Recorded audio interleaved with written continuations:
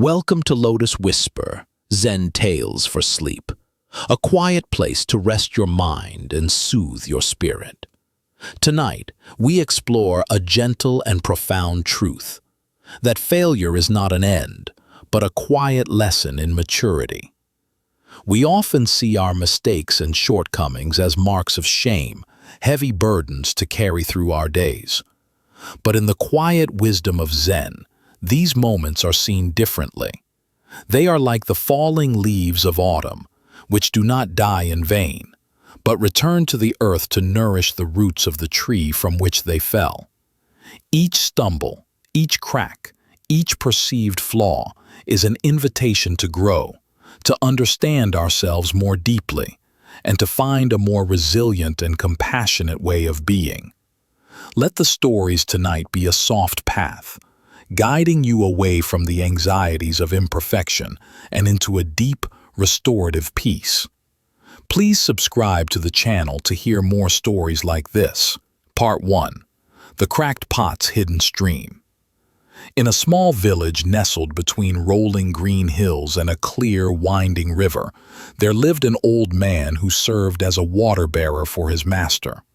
His home was a simple hut of wood and thatch, and his life was one of quiet routine, measured by the rising and setting of the sun. Every morning, just as the first light painted the sky in soft shades of rose and gold, he would rise. He would take up a long, sturdy wooden pole, balancing it across his shoulders, and from each end of the pole he would hang a large earthenware pot. With this familiar weight settled upon him, he would walk the well-worn path down to the river, fill his pots to the brim with cool, clear water, and make the long journey back up the hill to his master's house. This was his task, his purpose, and he performed it with a quiet dignity that was as constant as the flow of the river itself. The path was not an easy one. It was long and wound its way up a steady incline, dusty in the dry season and slick with mud when the rains came. Yet the old man's steps were always sure, his breath always even. He knew every stone, every root, every turn in the path as well as he knew the lines on his own hands. The world would awaken around him on his journey. The birds would begin their morning song in the bamboo groves, a gentle chorus that grew with the light. The air would carry the scent of damp earth and night-blooming jasmine, a fragrance that spoke of stillness and renewal. For the old man, this walk was a meditation, a silent conversation with the world. The two pots he carried were old companions on this daily journey. One of them was perfect. Its surface was smooth and even, its glaze a deep, earthy brown, unbroken by any mark or flaw. Its form was symmetrical and strong, a testament to the potter who had shaped it with skilled and loving hands. It held every drop of water from the river to the master's house without fail, its purpose clear and its execution complete. It felt a quiet, uncomplicated pride in its own wholeness.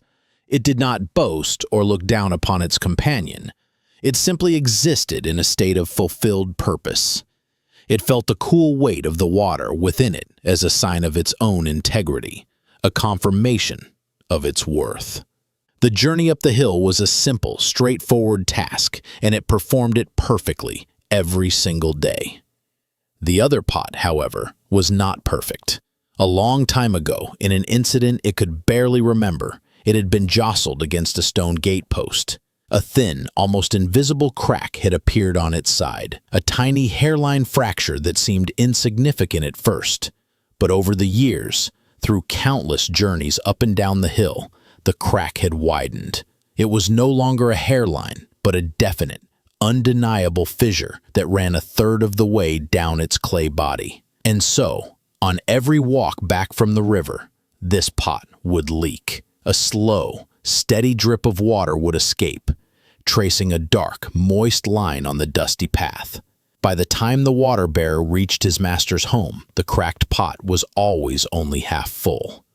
For 2 full years this continued, The water bearer would arrive at his destination with 1.5 pots of water. He never commented on it, never showed any sign of disappointment or frustration. He would simply empty the water into the large cistern at the master's house and then place the 2 pots in their usual resting spot, ready for the next morning's journey. The perfect pot, of course, felt a quiet pride in its accomplishment, but the cracked pot was filled with a deep and abiding shame. It saw itself as a failure, a broken tool, unworthy of its task. The constant sound of its own dripping was a reminder of its imperfection, a rhythm of inadequacy that echoed with every step the old man took. The sound, drip, drip, drip, was not just the sound of water meeting earth. To the pot, it was the sound of its own essence draining away, the sound of its purpose being lost. It watched the perfect pot sitting proudly on the other end of the pole and felt a sharp pang of sorrow. It was keenly aware of its flaw, and it believed this flaw made it lesser, a burden to the kind old man who carried it so patiently each day. The anxiety within the cracked pot grew with each passing season. In the spring, it saw the new life budding along the path and felt it was failing to nourish it properly. Its gift of water too meager, too inconsistent. In the summer, under the heat of the sun, it imagined the old man had to work harder because of the water it lost. It pictured him, weary and thirsty, his efforts diminished by its own failing. It imagined the master being displeased, the household having less water for cooking or washing, all because of its own brokenness. In the autumn, as colorful leaves fell from the trees and danced around it, it felt like one of them, something broken and discarded, its usefulness at an end. And in the winter, the cold air seemed to seep into its crack, making it feel wider, more vulnerable, as if it might shatter completely at any moment. The shame was a constant companion, a heavy weight that was far greater than the water it carried. It longed to be whole, to be useful, to be perfect like its companion. It saw its leak not as a characteristic, but as a profound moral failing. It was broken, and in its mind, broken things were meant to be cast aside. It lived in constant fear of the day the old man would finally notice its uselessness and replace it with a new, perfect pot, leaving it to be forgotten in a dusty corner or shattered into pieces to be used as gravel for the path. This fear colored its entire existence.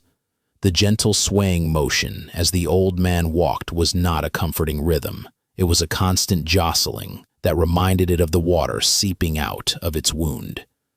The sun was not warm and life-giving. It was a harsh judge, illuminating its every flaw for the world to see. Its world had shrunk to the size of its crack, a narrow and painful existence defined by what it lacked. It could not appreciate the beauty of the journey, the sunrise, or the birdsong. All it could focus on was its own internal narrative of failure. This internal suffering went on in silence for a long, long time. The pot did not know how to speak of its sorrow, and so it held it inside, where it festered and grew, becoming a hard knot of grief in its clay heart. It focused only on the water that was lost, the half of its contents that never reached their destination. It calculated this loss obsessively.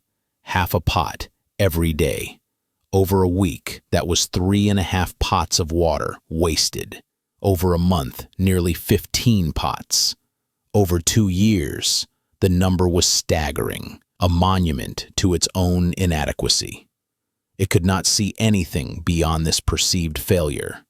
The journey was not a walk through a beautiful landscape. It was a parade of its own shame. One morning, the feeling of despair was particularly heavy. The air was still, and the sky was a pale, clear blue. As they stood by the river's edge, the cool water filling them both, the cracked pot could bear its shame no longer. The weight of its unspoken grief was too much. The sound of the river flowing past seemed to mock its own leaking, its own inability to contain what it was given. As the old man lifted the pole onto his shoulders to begin the journey home, the pot found its voice. It spoke, its words trembling with 2 years of accumulated sorrow, a sound like dry clay scraping against stone. "I am so ashamed of myself," it whispered, its voice barely audible above the gentle lapping of the river. "I must apologize to you." The old water-bearer, who had walked this path in quiet contemplation for so many years, was surprised to hear the pot speak, but his face remained calm and gentle. He did not stop walking. His pace remained steady, his breathing even. His rhythm was undisturbed. He simply listened, his presence a vast and patient space for the pot to pour out its heart. His silence was not empty. It was an invitation, a gesture of deep listening that told the pot it was safe to speak its truth. "And why is that, my old friend?"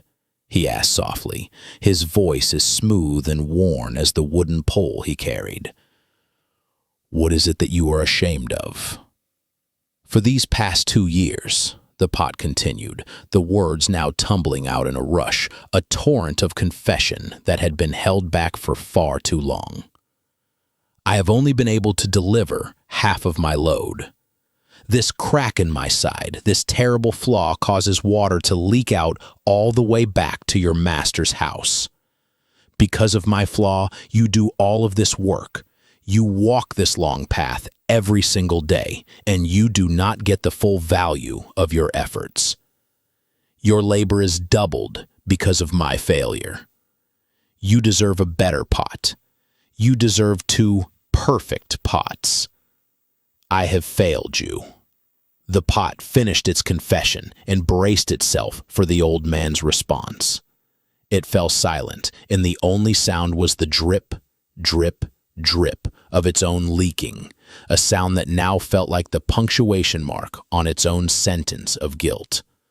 It expected disappointment, perhaps a sigh of resignation, or even an admission that he was already looking for a replacement.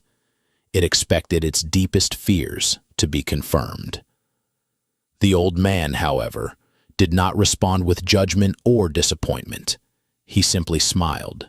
It was a kind, gentle smile that seemed to understand the very heart of the pot's suffering. It was a smile that held no pity, only a deep and knowing compassion. He continued walking for a few more moments in a comfortable silence, allowing the pot's words to hang in the air and then dissipate like morning mist. The only sounds were their footsteps on the path, the creak of the wooden pole, and the steady, rhythmic drip of the water from the cracked pot. When he finally spoke, his voice was filled with a profound and simple tenderness. "As we return to the master's house," he said, his voice calm and reassuring, "I want you to do something for me. I want you to pay attention. I want you to look beyond yourself. I want you to notice the beautiful flowers that grow along the path." The pot was confused. What did flowers have to do with its failure? It was a strange and unexpected request. It had been so consumed by its own shame that it had rarely noticed the world around it, except as a backdrop for its own misery. The world was just a blur of greens and browns, a stage for its private tragedy. But the old man's voice was so calm and assured that the pot felt compelled to obey. It was a small act of trust. It tilted its perspective, shifting its focus from its own leaking side to the edge of the path below. And for the first time, it truly saw. On the perfect pot side of the path, there was only dust and a few sparse, hardy weeds. The ground was dry and barren, cracked by the sun. It was the side of efficiency, of perfection, but it was a sterile and lifeless place. But on its side, the cracked pot's side, a glorious and vibrant tapestry of life was unfolding. There was a continuous line of the most beautiful wild flowers, a river of color that followed the path all the way up the hill. There were brilliant bluebells, their heads nodding gently in the breeze. There were sunny yellow buttercups that seemed to hold tiny drops of sunlight in their petals, and delicate white daisies with hearts of gold. There were deep purple irises standing tall and proud like royalty, and soft pink clover hugging the earth in a fragrant carpet. Bees and butterflies danced from one blossom to the next, their wings a blur of joyful motion, their humming a soft counterpoint to the pot's dripping. The air was filled with a sweet, gentle fragrance that the pot had never allowed itself to notice before. It was a breathtaking sight, a world of beauty and life that had existed just outside its awareness, just beyond its self-absorption. The pot was speechless. It watched, mesmerized, as its own leaking water fell from its side, drop by drop, onto the thirsty earth, landing directly at the roots of these magnificent flowers. Each drop that it had considered a symbol of its failure was, in fact, a gift of life. Each moment of its perceived inadequacy had been an act of nurturing. The very flaw that had caused it so much shame was the source of all this beauty. The steady drip, drip, drip was not a sound of loss, but the rhythm of a hidden garden being tended. It was the heartbeat of this secret, beautiful world. As they reached the top of the hill and approached the master's house, the old man stopped and gently set the pole down. He turned to the cracked pot, his eyes filled with a warm and loving light. "Did you see the flowers on your side of the path?" he asked, though he already knew the answer. "Did you notice that they only grow on your side and not on the side of the other pot?" The pot could only manage a silent affirmation, still overwhelmed by the revelation. Its entire understanding of itself, of its purpose, of its very existence had been turned upside down. "That is because I have always known about your flaw," the old man explained, his voice gentle. "From the very first day I carried you, I knew you were cracked. I saw the small line in your side, but I did not see it as a mistake or a reason to discard you. I saw it as a possibility, and so I took advantage of it. On my way back from the village market one day, I bought a small pouch of wildflower seeds, and on my next journey to the river, I scattered them all along your side of the path. And every day since then, as we have walked back from the river, you have watered them. For 2 years, I have been able to pick these beautiful flowers to decorate my master's table. They bring him great joy. Without you being just the way you are, he would not have this beauty to grace his home." The old man's words washed over the pot like the cool river water, cleansing it of its long-held shame. The anxiety that had been its constant companion began to dissolve, replaced by a profound sense of stillness and wonder. It had spent so much time and energy judging itself, comparing itself to the perfect pot, and focusing on what it had lost. It had been so convinced that its worth was measured only by its ability to hold water, to be whole and unflawed. It had never imagined that its brokenness could be a source of creation, that its imperfection could be a channel for such profound beauty. In that moment, the pot understood. Its purpose was not to be perfect. Its purpose was simply to be itself, crack and all. The leak was not a mistake. It was an integral part of its journey, a unique quality that allowed it to contribute to the world in a way the perfect pot never could. The perfect pot served its purpose, yes, but the cracked pot served a purpose that was hidden, unexpected, and in its own way, just as vital. From that day on, the journey was different. The crackpot no longer felt the sting of shame with each drop of water that escaped. Instead, it felt a quiet sense of joy. The sound of the dripping water was no longer a rhythm of failure, but a gentle song of nurturing. It swayed on the end of the old man's pole with a new sense of acceptance and peace.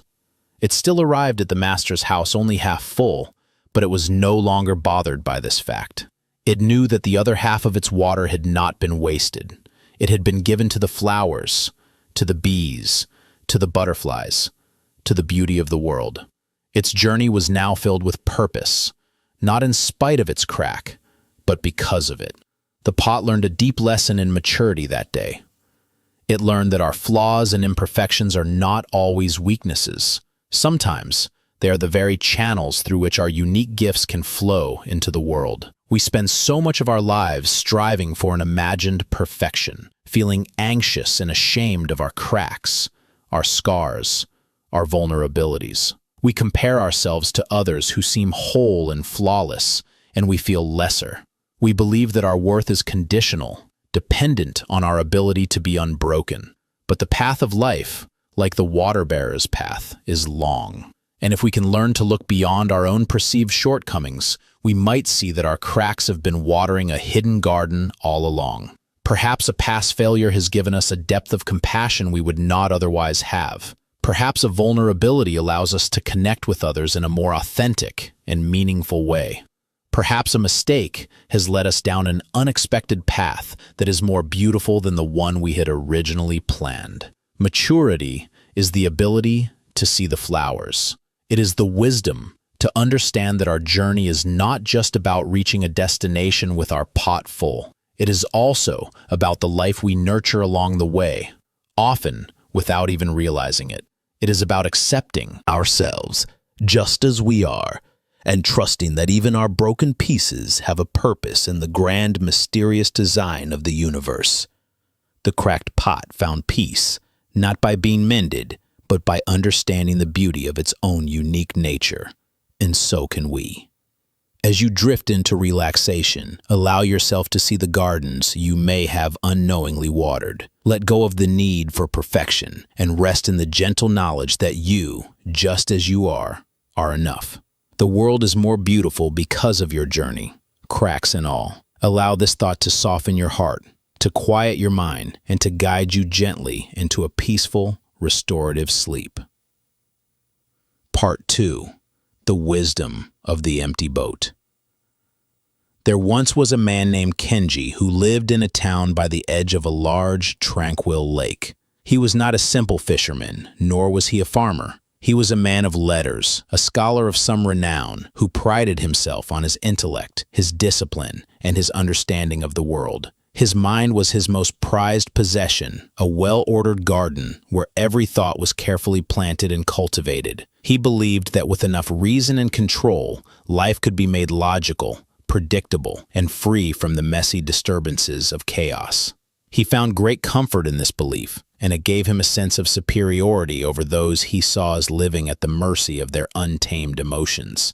Yet for all his intellectual discipline, Kenji possessed a temper as sharp and sudden as a summer storm. When the world did not conform to his expectations, when events unfolded in a way that he deemed illogical or inefficient, a hot surge of frustration would rise within him. His carefully ordered garden would be instantly overrun with the weeds of anger. He was particularly sensitive to interruptions, a loud noise when he was reading, a clumsy servant spilling tea, a merchant who was late with the delivery. These small, everyday occurrences felt like personal affronts, like careless stones thrown into the placid pond of his concentration. His reaction was always the same: a sharp word, a tightened jaw, a simmering resentment that could linger for hours.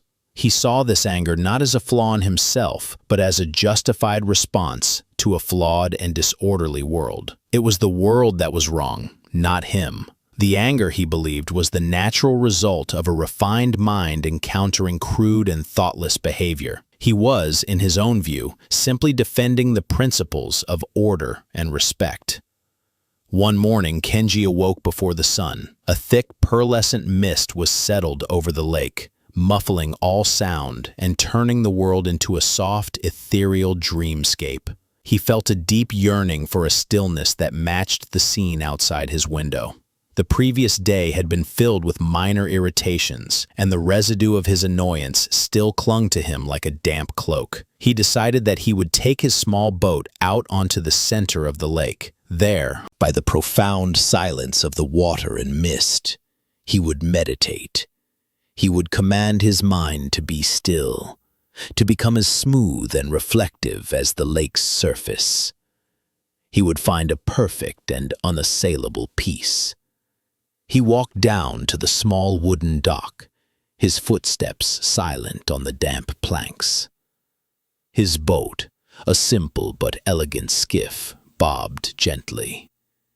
He untied the rope and, with a quiet push, sent the boat gliding out into the milky whiteness.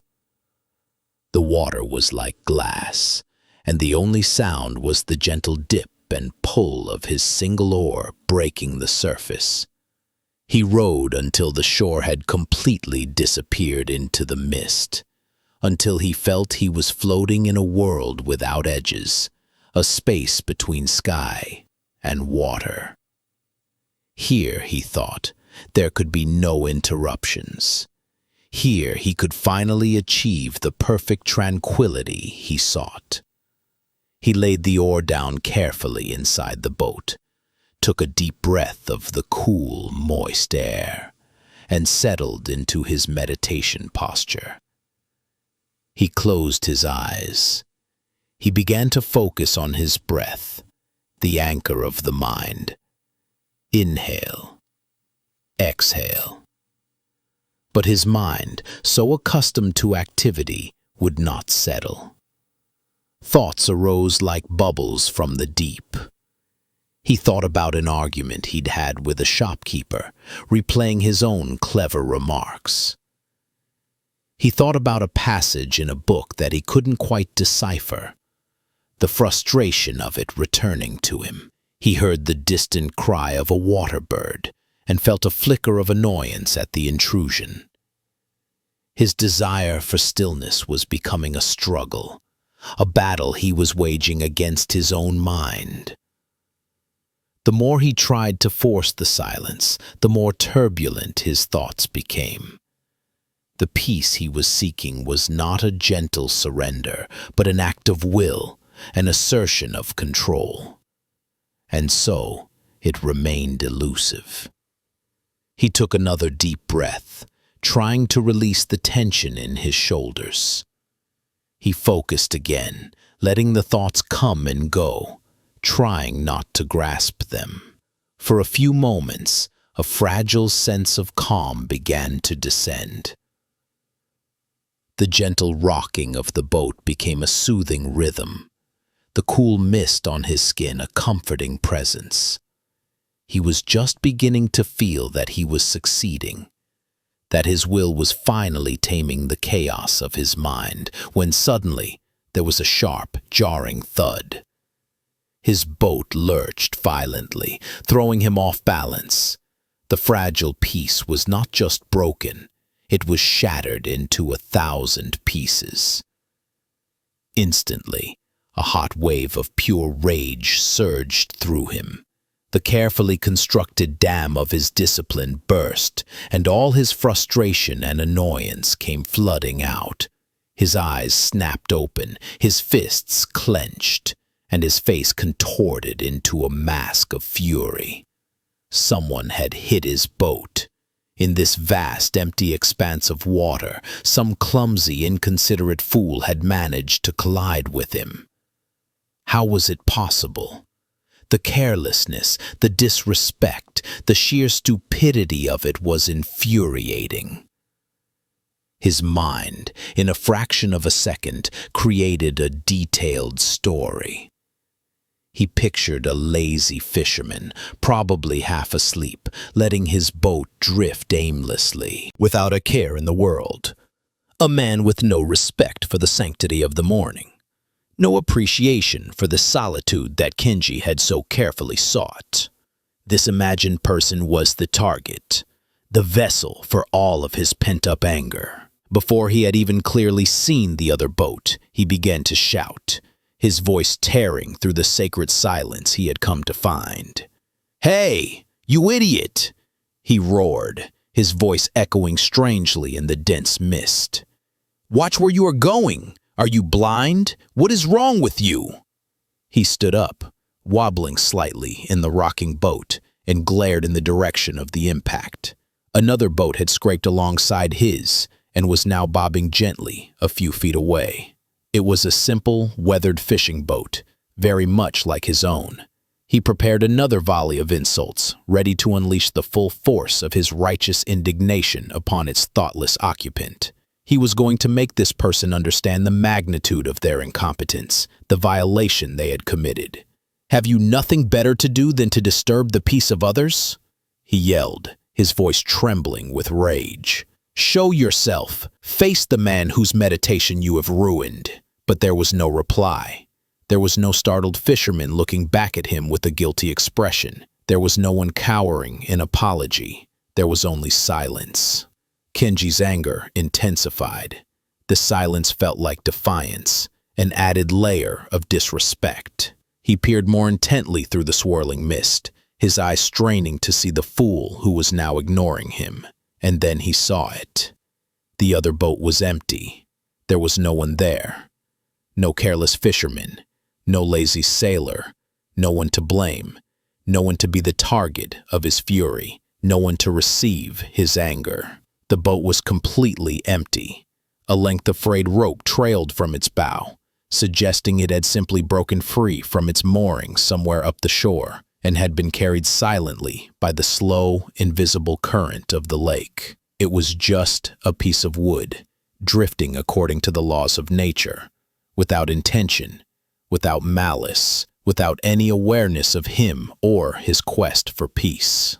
The realization struck Kenji with the force of a physical blow. His anger, so immense and powerful just a moment before, suddenly had nowhere to go. It was a great wave that had risen up to crash against a cliff, only to find nothing but empty air. It collapsed in on itself, leaving a profound and hollow stillness in its wake. He stood there, his mouth still half open from shouting, and felt the wave of utter foolishness wash over him. His angry words seemed to echo back at him from across the water, mocking him. He had been screaming at an empty boat. He had been raging at the wind and the water. He sank back down, his legs suddenly weak. The fire of his anger was extinguished as quickly as it had been lit, and in its place was not peace, but a vast, unsettling emptiness. He looked at the empty boat, now drifting slowly away, and saw it not as an aggressor,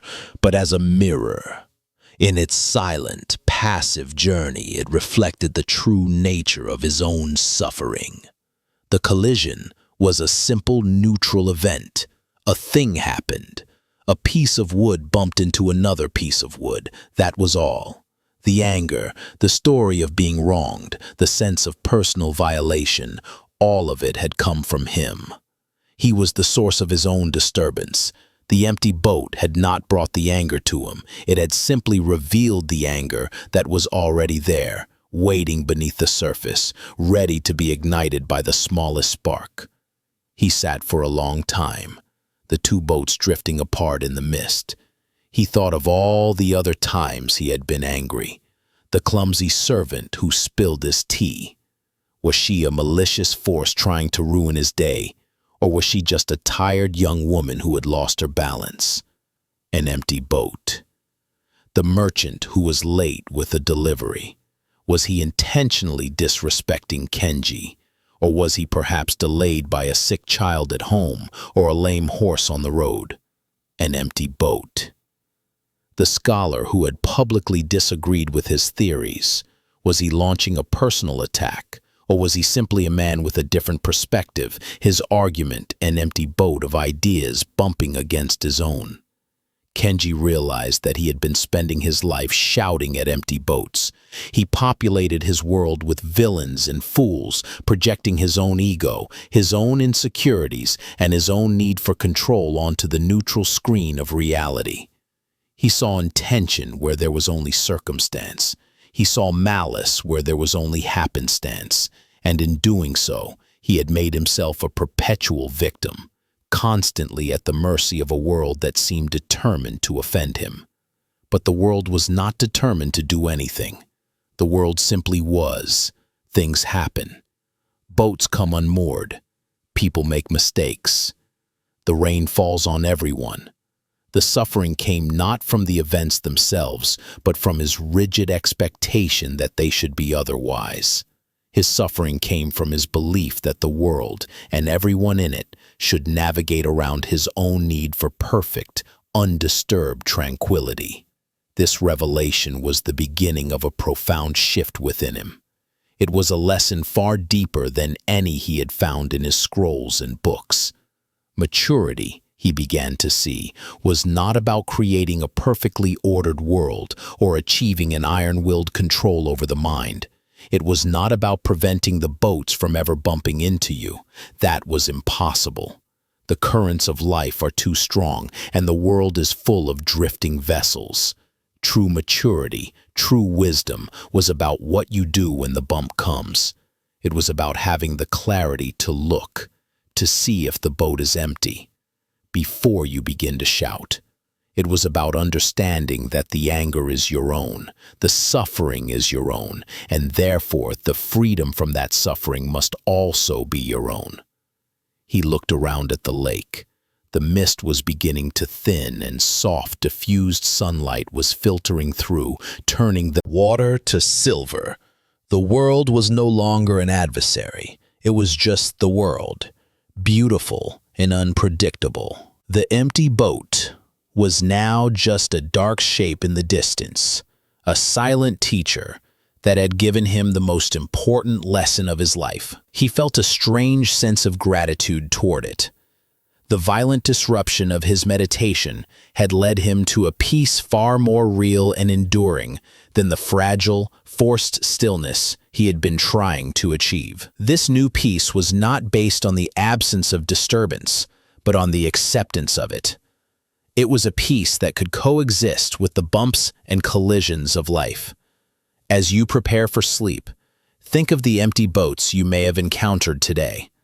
A thoughtless word, a frustrating delay, a plan that went awry. Perhaps you are still holding on to the anger, the blame, the story of being wronged. Can you see, just for a moment, that the other boat might have been empty?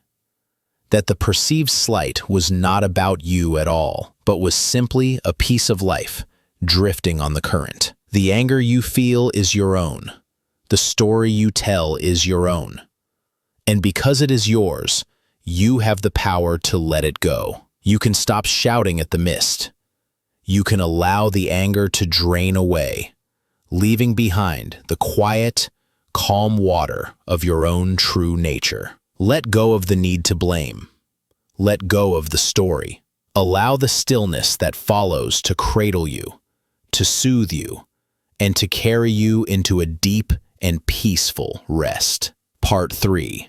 The Master's Already Broken Cup. In a monastery perched high on a mountain, where clouds often drifted through the open corridors like silent, visiting spirits, lived a Zen master named Ryokan. He was an old man, his face a beautiful map of wrinkles etched by decades of laughter, sorrow, and deep, quiet contemplation. His presence was like the mountain itself, solid, calm, and vast. He did not teach with loud sermons or complicated texts, but with the simple, profound gestures of his daily life. The way he swept the fallen leaves in the courtyard, the way he arranged a single flower in a vase, the way he drank his morning tea. Each action was a lesson in mindfulness for the young monks who studied under him. The monastery was a place of profound stillness, where the only sounds were the whisper of the wind in the pine trees, the distant, rhythmic chanting from the meditation hall, and the soft shuffle of sandaled feet on worn wooden floors. It was a world designed to quiet the restless mind and open the heart. Among the master's few possessions was a teacup. It was not made of precious jade or rare porcelain, but of simple, humble clay. Yet, it was an object of singular beauty. Its glaze was the color of a winter sky just before dawn, a soft, milky gray with subtle hints of lavender. A delicate network of fine cracks, a pattern known as crazing, covered its surface, giving it the appearance of being webbed with frost. It was not perfectly symmetrical. A slight, almost Imperceptible lean to one side gave it a unique character, a personality. The cup felt warm and alive in one's hands, its weight perfectly balanced, its rim smooth against the lips. Master Ryokan had been given this cup many years ago by his own teacher, and he used it every morning for his first cup of tea.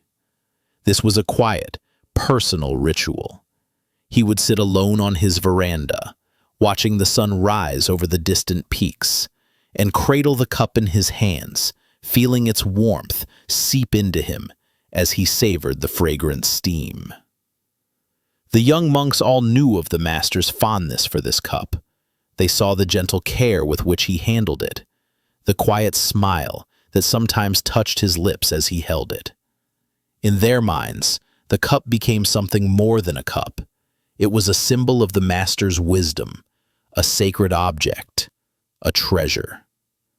They spoke of it in hushed tones, and when it was their turn to help in the master's quarters, they would handle the cup with an almost fearful reverence. They projected their own feelings of attachment and value onto the object, assuming the master must feel the same way, only more intensely. One of the youngest monks was a boy named Kaito. He was earnest and devoted, with a heart full of good intentions, but his body was often clumsy and his mind was easily flustered. He longed to please Master Ryokan more than anything. He watched the master's every move, trying to emulate his grace and composure, but his own efforts often felt awkward and inadequate. He lived in a state of constant, low-level anxiety, a fear of making a mistake, of proving himself unworthy of this sacred place and this revered teacher. This anxiety made his hands tremble when he was nervous, and his thoughts scatter when he needed to concentrate. One afternoon, Kaito was given a great honor. The senior monk who usually tended to the master's needs had been called away to the village, and Kaito was asked to take his place. His duties were simple: to sweep the master's room, bring him his evening meal, and wash his personal tea set, including the cherished cup. Kaito's heart both swelled with pride and tightened with fear. To be allowed to touch the master's cup was a profound sign of trust. He vowed to himself that he would be more careful than he had ever been in his life. As evening fell, Kaito entered the master's simple room. Ryokan was meditating by the window, his back straight, his breathing silent. Kaito performed his duties with painstaking slowness. He swept the floor as if he were clearing a path for the Buddha himself. He placed the tray with the simple meal of rice and pickles on the low table without making a sound. Then he turned to the tea set. He picked up the tray, his eyes fixed on the beautiful gray cup. It seemed to glow in the soft light of the paper lantern. His hands were slick with nervous sweat. He carried the tray to the small washing area, his steps unnaturally stiff. He told himself over and over again, like a mantra, "Be careful. Do not drop it. Be careful." He washed the small teapot and the other items first, saving the precious cup for last. He filled a basin with warm water and gently submerged the cup. As he began to clean it with a soft cloth, his mind started to race. He thought about how terrible it would be if he broke it.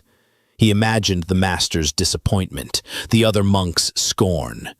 He pictured himself being sent away from the monastery in disgrace. His fear created a vivid and painful future, and he was living it in his mind before anything had even happened. The more he tried to force his hands to be steady, the more they seemed to tremble. In his effort to be perfectly in control, he lost the natural, easy grace of a mind at peace. A bird called out suddenly from a tree just outside the room, a sharp, piercing cry. Startled, Kaito's concentration shattered for a single, fatal instant. His grip on the slick, wet surface of the cup faltered. It slipped from his fingers. Time seemed to slow down. He watched, helpless, as the beautiful cup fell, turning over once in the air before it struck the hard stone floor. The sound was not a loud crash. It was a sharp, clean, definitive crack. It was a sound of finality, a sound that cut through the deep silence of the monastery and seemed to echo directly in Kaito's heart. For a moment, he simply stared. The cup lay on the floor in several pieces, its beautiful form utterly destroyed. The winter sky glaze was now just a collection of gray shards. The spell was broken. The treasure was gone. A wave of cold dread washed over Kaito. His breath caught in his throat. This was it. The failure he had always feared had finally come to pass. He had broken the unbreakable, destroyed the irreplaceable. He felt a profound and sickening shame. He was not just clumsy. He felt he was fundamentally flawed, a walking mistake. He knelt down, his hands shaking so badly he could barely pick up the pieces. He gathered the fragments of clay, their sharp edges feeling like accusations against his skin. What would he do? He could not hide it. He had to face the master. With the broken pieces held in his trembling hands, as if they were the evidence of a terrible crime, Kaito walked back into the master's room. He felt as though he were walking to his own execution. He stopped before Ryokan, who had finished his meditation and was now looking at him, his expression calm and unreadable. Kaito could not meet his eyes. He bowed his head low, extending his hands with the shards of the broken cup. "Master," he whispered, his voice choked with tears. "I am so sorry. I have broken your cup. I have been careless. I have failed you. Please punish me." He squeezed his eyes shut, bracing himself for the explosion of anger he was sure would come. He expected a stern rebuke, a look of profound disappointment, an order of dismissal. There was a long silence. It stretched on, and with each passing second, Kaito's terror grew. Finally, the master spoke. His voice was not angry. It was not even sad. It was as soft and gentle as the evening mist. "Kaito," he said calmly, "lift your head." Slowly, hesitantly, Kaito looked up. Master Ryokan was looking not at him, but at the broken pieces in his hands. And on the master's face there was no anger, no disappointment. There was only a gentle, compassionate acceptance. Ryokan looked at the boy's terrified face, and then back at the shards. "Ah," he said, as if simply noting a change in the weather. "It is broken." He then looked back at Kaito, his eyes full of a deep and surprising kindness. "I have enjoyed this cup for many years," the master said, his voice as smooth as river stones. "It gave me great pleasure, but from the very first moment I received it, I have always considered it to be already broken." Kaito stared at him, uncomprehending. What could he mean? Already broken? The master continued, his words flowing like a gentle stream, washing away Kaito's fear and confusion. "Everything in this world," he explained, "is impermanent. The mountain itself is slowly wearing away. The ancient pine trees will one day fall. Our own bodies grow old and will one day return to the earth. This cup was born from clay and fire, and it was always its nature to one day return to clay and dust. Its life as a whole cup was just one temporary form, a beautiful but fleeting moment in its long journey. To see it as a permanent, unchanging thing is to live in a dream.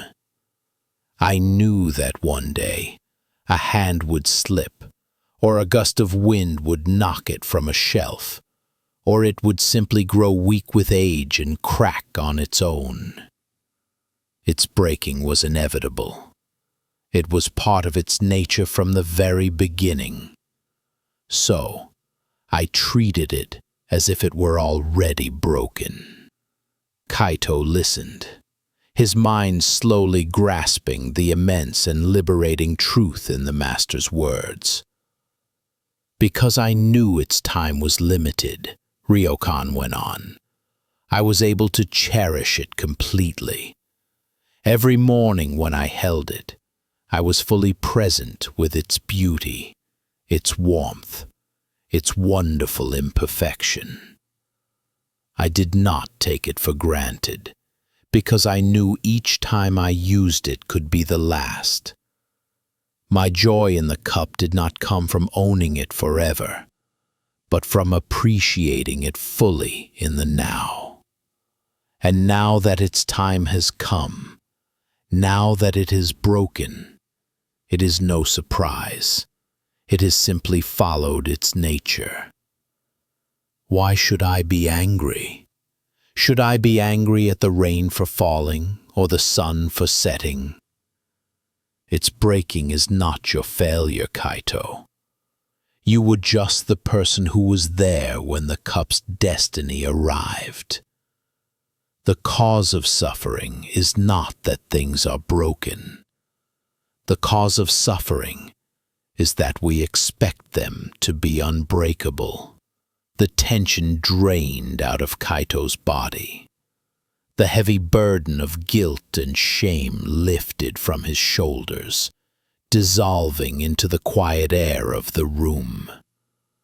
He looked at the broken pieces in his hands, and for the first time, he did not see his failure. He saw the truth of impermanence. He saw the natural cycle of coming into being and passing away. The shards were not ugly. They were just the next stage of the cup's existence.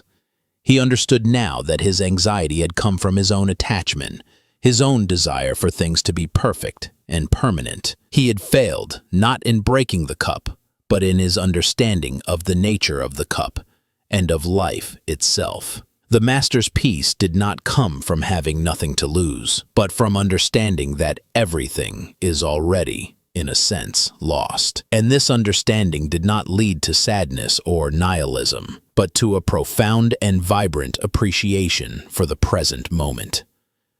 As you settle into the quiet of this moment, preparing for sleep, think of the cups in your own life. Perhaps it is a job you are afraid of losing, a relationship you cling to tightly, a reputation you strive to keep perfect and unbroken. We hold these things with trembling hands, living in fear of the moment they might slip and shatter. We believe our happiness depends on them remaining whole. But what if we were to practice the Master's wisdom? What if we were to look at the precious things in our lives and gently, lovingly, consider them already broken, already changed, already gone? This is not a practice of pessimism. It is a practice of profound freedom. When you accept the impermanent nature of all things, the fear of loss begins to fade. The anxiety of protecting and possessing is replaced by the simple joy of appreciating. You can love more fully, work more freely, live more bravely, because you are no longer enslaved by the fear of an inevitable ending. Your grip loosens, your heart opens. You can finally enjoy the warmth of the cup, right here, right now, without the shadow of fear. Let this gentle wisdom soothe your mind. Release your grip on the things you are clinging to. Let them be, in your mind, already broken. Feel the peace that comes with this release. There is no failure in change, only the natural unfolding of life. Rest in this truth. Let it carry you into a deep and untroubled sleep. Part 4. 7 times down, 8 times up. In a quiet corner of the same mountain monastery lived the young monk, Ren. While others found their path to stillness in silent meditation or the rhythmic work of the gardens, Ren's heart was captivated by the art of calligraphy, the way of the brush. For him, it was not merely a form of writing, it was a path to enlightenment itself. He believed that in a single, perfect brushstroke, the entire universe could be expressed, and there was one character he pursued with a relentless, almost desperate passion: the Enso, the Zen circle. It was a circle drawn in a single, fluid, uninterrupted stroke. It symbolized wholeness, the void, the infinite, and the perfect state of a mind free from attachment. To paint a true Enso, it was said, one's mind had to be as empty and clear as the circle itself. Ren's ambition, however, had become his greatest obstacle. His small room was a testament to his struggle. Stacks of rice paper, each sheet a record of a failed attempt, filled every corner. Some were crumpled into tight, angry balls, thrown with such force they had left smudges of black ink on the pale wooden walls. Others were torn in half, the jagged edges a physical manifestation of his own shredded composure. His floor was a battlefield of his own making, littered with the casualties of his relentless pursuit of perfection. Every morning, he would prepare his tools with the reverence of a priest preparing for a sacred ritual. He would carefully grind the inkstick on the stone, the circular motion meant to be a meditation. But for Ren, it was a winding of a spring of tension within him. He would select his finest brush, its bamboo handle worn smooth from his anxious grip. He would lay out a fresh sheet of pristine white paper, a blank slate that seemed to mock him with its potential, a potential he felt he could never fulfill. Then he would begin. He would take a deep breath, trying to empty his mind as the teachings instructed. But his mind was not empty.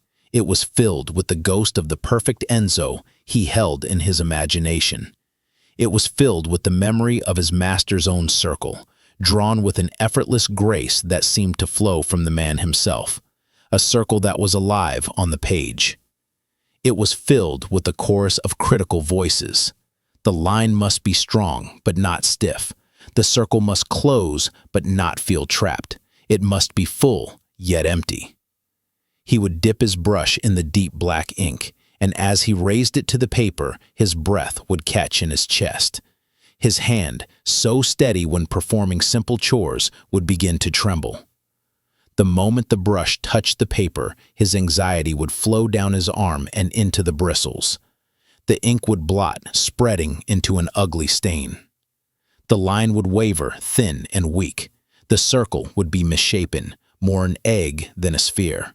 Or, in his most frustrating attempts, he would complete the entire circle, only to find the beginning and end did not meet, leaving a small, gaping void that screamed of his own incompleteness. Each failure was a small, sharp pain. He was not just falling short of an artistic ideal. He felt he was failing as a monk, as a student of Zen. His inability to create a perfect circle was, in his mind, proof of his own imperfect, agitated spirit. He was falling again and again, 7 times, 70 times, 700 times. And each time he fell, the act of getting up, of laying out a new sheet of paper, became harder. The 8th time up felt less like an act of resilience and more like a fool's errand, a return to a familiar and painful cycle of hope and disappointment. The joy of the practice had been completely consumed by the tyranny of the desired result. His master, an old monk named Kogan, had been observing Ren's struggle for many weeks. He had seen the growing mountain of discarded paper and the deepening furrows of frustration on the young monk's brow. He knew that any direct instruction on technique would be useless, for the problem was not in Ren's hand, but in his heart. One afternoon, Kogan entered Ren's room. The air was thick with the smell of old ink and the palpable energy of Ren's despair. Ren was sitting amidst his failures, staring at his latest attempt, a wobbly, broken circle that looked like a sigh made visible. He did not even notice his master's presence until the old man was standing beside him. Ren scrambled to his feet, his face flushing with shame, wanting to hide the evidence of his repeated failures. Master Kogan did not look at the papers on the floor. His gaze was gentle, and he looked only at Ren. He did not speak of calligraphy. Instead, he said, "Ren, the path to the well needs to be swept. The autumn leaves are falling quickly today. Will you join me?" Confused but unable to refuse, Ren followed his master out into the crisp afternoon air. They took 2 simple bamboo brooms and walked to the stone path that wound through the monastery's moss garden. The ground was covered in a brilliant carpet of red and gold maple leaves. For an hour, they swept in silence. Kogan's movements were slow, deliberate, and graceful. Each sweep of his broom was a complete and perfect action. He was not trying to finish the job quickly. He was simply sweeping. Ren, at first, swept with the same frantic energy he brought to his calligraphy. His strokes hurried and clumsy, his mind already on the last leaf. But the master's calm was infectious. Slowly, Ren's rhythm began to change. He started to pay attention to the rustling sound the leaves made, the feel of the broom handle in his hands, the way the leaves danced in small eddies before being gathered. He forgot about having a perfectly clean path. He just swept. When they were finished and a neat pile of leaves stood at the edge of the garden, Kogan finally spoke. "Your sweeping has become quiet," he said. Ren nodded, realizing it was true. His mind, for the first time in weeks, felt calm. They returned to Ren's room. Kogan picked up one of the crumpled sheets of paper and smoothed it out. He looked at the broken circle. "When a child learns to walk," the master said softly, "he falls many times. Does the mother scold him for falling? Does the child feel shame? No. The fall is part of the walking. The getting up is also part of the walking. It is all one single action." He then walked over to his own small shelf and picked up a small round red doll with a weighted bottom. It was a Daruma doll. He placed it on the floor and tipped it over. It immediately rocked back to an upright position, its painted face staring forward with a look of fierce determination. He pushed it over again, and again it returned. "This doll," Kogan said, "understands. Nanakarobi, Yauki, 7 times down, 8 times up." Ren had heard the proverb many times, but he had always interpreted it as a simple command to persevere until you succeed. He thought it meant that on the 8th try, you would finally get it right. "You have misunderstood," Kogan continued, seeing the confusion in Ren's eyes. "The lesson is not that you will succeed on the 8th try. The lesson is in the nature of the 8th time up. The doll does not struggle. It does not analyze why it fell. It does not berate itself for being on its side. It does not hope to one day remain standing forever. It simply returns to its center. It gets up. The 8th time up is not a triumphant victory. It is a quiet, simple, natural return. The most important moment is not the success. It is the moment you decide to begin again, free from the weight of the 7 times you have fallen. The master's words began to untangle the knot of anxiety in Ren's chest. He was beginning to see. "You are trying to paint the perfect Enzo that lives in your mind," Kogan said, his voice gentle but clear. "But that Enzo does not exist. It is a ghost. It is a memory of my Enzo, or an idea of a future Enzo. It is not real. The only real Enzo is the one that flows from your brush in this very moment. The paper is not a judge. It is a mirror. It simply shows you the state of your mind in the moment the brush moves. When your mind is anxious, the circle is anxious. When your mind is grasping, the circle is tight. When your mind is hesitant, the circle is broken. You have been fighting with the mirror, trying to force it to show a different reflection. You have been crumpling up the evidence of your own mind and calling it failure." He gestured to the piles of paper. "These are not failures, Ren. These are records of your practice. Each one is a teacher. Each one is a footprint on your path. Why are you so ashamed of them? You should treat them with respect. They are proof that you have been walking the path, that you have been falling and getting up." Kogan then took Ren's brush. He dipped it in the ink and held it over a fresh sheet of paper. "The breath is the master," he said. "Let go of the last 7 breaths. They are gone. Do not anticipate the next 8. They have not yet arrived. There is only this one breath. Let the brushstroke be the length of one exhalation. When the breath is gone, the stroke is finished. Whether the circle is perfect or not is of no importance. The only importance is that you are fully present for that one single breath." He drew a circle. It was not a perfect, flawless circle like the ones Ren had seen him draw before. It was a little wobbly. The ink was a bit too thick in one spot, but it was alive. It was a circle of profound peace. Kogan laid the paper down gently. He did not examine it or judge it. He simply let it be. From that day forward, Ren's practice was transformed. He did not suddenly become a master calligrapher. He still drew circles that were shaky, circles that didn't close, circles that were blotted with ink. The difference was that he no longer saw them as failures. He stopped crumpling the paper. At the end of each session, he would look at the dozen or so sheets he had filled. He would see a record of his mind. He saw moments of peace, moments of distraction, moments of joy, moments of fatigue. He learned to look upon them all with a gentle, non-judgmental acceptance. They were all just part of the practice. The focus shifted from the destination of the perfect Enzo to the journey of the brush on the paper.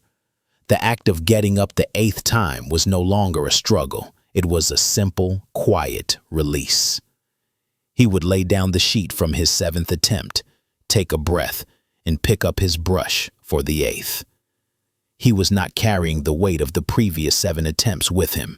Each time was the first time. He was cultivating what the masters called Shoshin, the beginner's mind. As you lie here now, letting go of your day, you may feel the weight of your own falls, the mistakes you made, the goals you didn't reach, the times you felt you were not enough. You may feel you have fallen 7 times or more. Society teaches us to focus on the fall, to feel shame, and to see the act of getting up only as a means to an end, a way to finally achieve success. But the wisdom of the Daruma doll offers a gentler path. The getting up is the practice itself. It is the quiet return to your own center. It is not about winning. It is about beginning again, with a beginner's mind, free from the story of your past failures. Feel the gentle rhythm of your own breath. Each time you exhale, you are letting go. You are falling just a little, and each time you inhale, you are beginning anew. You are getting up. This is the natural rhythm of life. 7 times down, 8 times up. It is happening in your own body right now without any effort. Allow yourself to rest in this simple, profound resilience. Let go of the crumpled papers of your day. They are not failures. They are just records of your journey. And now it is time to rest. It is time for the quiet, effortless return to your own center, a place of deep peace where you can be guided into a restorative sleep. Part 5. The Farmer Who Said Maybe. In a valley that lay folded between ancient mist-shrouded mountains, there was a small village where life moved with the slow, deliberate rhythm of the seasons. The world beyond the mountains was a distant rumor, a story told by the occasional traveling merchant. Here, life was measured by the planting of rice, the turning of the leaves, and the depth of the winter snow. In this village lived an old farmer. He was not a man of many words, and his face, weathered by sun and wind, rarely betrayed his thoughts. His neighbors, who lived their lives on a constant current of chatter and emotion, found him to be a puzzle. They were good people, but their peace was fragile, easily shattered by a poor harvest or lifted to giddy heights by a small stroke of good fortune. They lived in a world of sharp contrast, of good and bad, success and failure, fortune and disaster. The old farmer, however, seemed to inhabit a different world entirely, a place of deep, unshakable calm. He did not seem to ride the same waves of joy and sorrow that tossed everyone else about.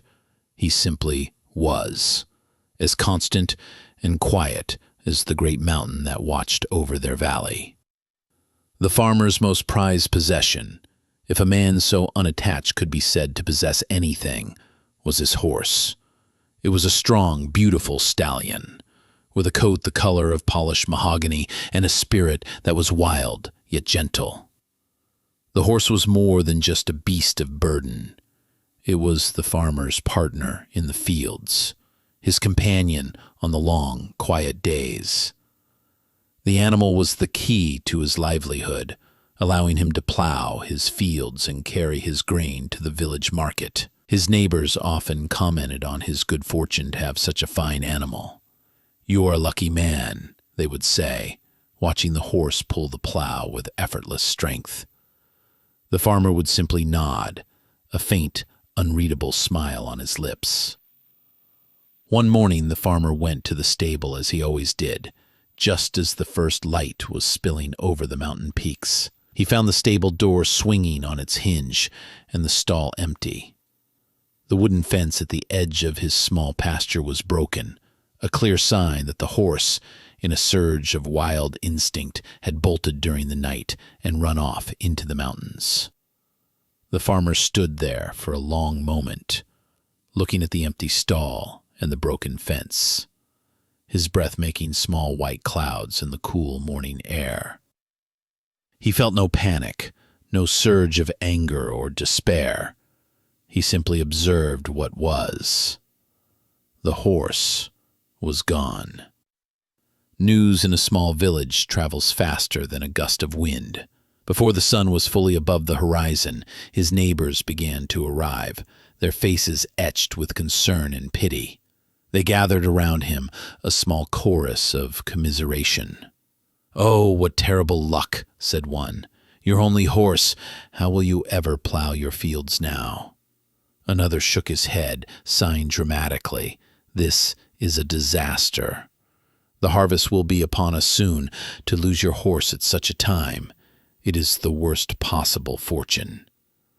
They spoke in hushed, mournful tones, as if someone had died. They projected their own anxieties onto him, dressing his situation in the heavy robes of tragedy. They offered him their sympathy, but what they were really offering was their own shared belief that a terrible, unfortunate event had occurred. They had judged the situation, found it wanting, and declared it to be bad. The old farmer listened to them all patiently. He looked at their worried faces, heard the genuine concern in their voices, and when they had all finished speaking, he replied with just one word. His voice was quiet, calm, and carried no trace of sorrow or distress. "Maybe," he said. The neighbors were taken aback. Maybe? What sort of an answer was that? It was not a denial of the problem, nor was it an expression of hope. It was nothing. It was an empty space. They looked at each other, confused. They had come to offer the comfort of shared misery, to confirm that this was indeed a bad thing, and his simple non-committal response left them with nothing to hold on to. It was like trying to grab smoke. Disappointed and a little unsettled by his strange calm, they eventually left him to his apparent misfortune, muttering to themselves about how the old man was perhaps a bit simple. Or maybe the shock had been too much for him. The farmer, left alone, simply repaired his fence and went about the rest of his day's chores with his usual unhurried pace. He did not mourn what was lost. He simply attended to what was present. Several weeks passed. The farmer worked his fields by hand, his progress slower, but his spirit untroubled. The villagers watched him with a mixture of pity and admiration for his stoicism. Then one evening, just as the sun was setting, a sound came from the direction of the mountains. It was a distant thunder, a rhythmic drumming that grew steadily louder. The villagers came out of their homes and saw a cloud of dust rising on the road. At the head of the cloud was the farmer's mahogany stallion, and behind him, following his lead, was a magnificent herd of 12 wild horses, their manes flying, their bodies sleek and powerful. The farmer's horse had not just returned. It had brought with it a fortune in wild, untamed life. The neighbors, their previous pity completely forgotten, rushed to the farmer's house once more. This time, their faces were beaming with excitement and envy. "What incredible luck!" one of them shouted, slapping the farmer on the back. "Not only did your horse return, but he brought you a whole herd. You are a rich man now. You can sell them and never have to work another day in your life." Another chimed in. "Your bad luck has turned into the greatest good luck. The heavens have truly smiled upon you." They celebrated his new wealth as if it were their own, their minds already calculating the value of the animals, their imaginations running wild with the possibilities. They had judged this new event, and they had declared it to be good, an undeniable blessing.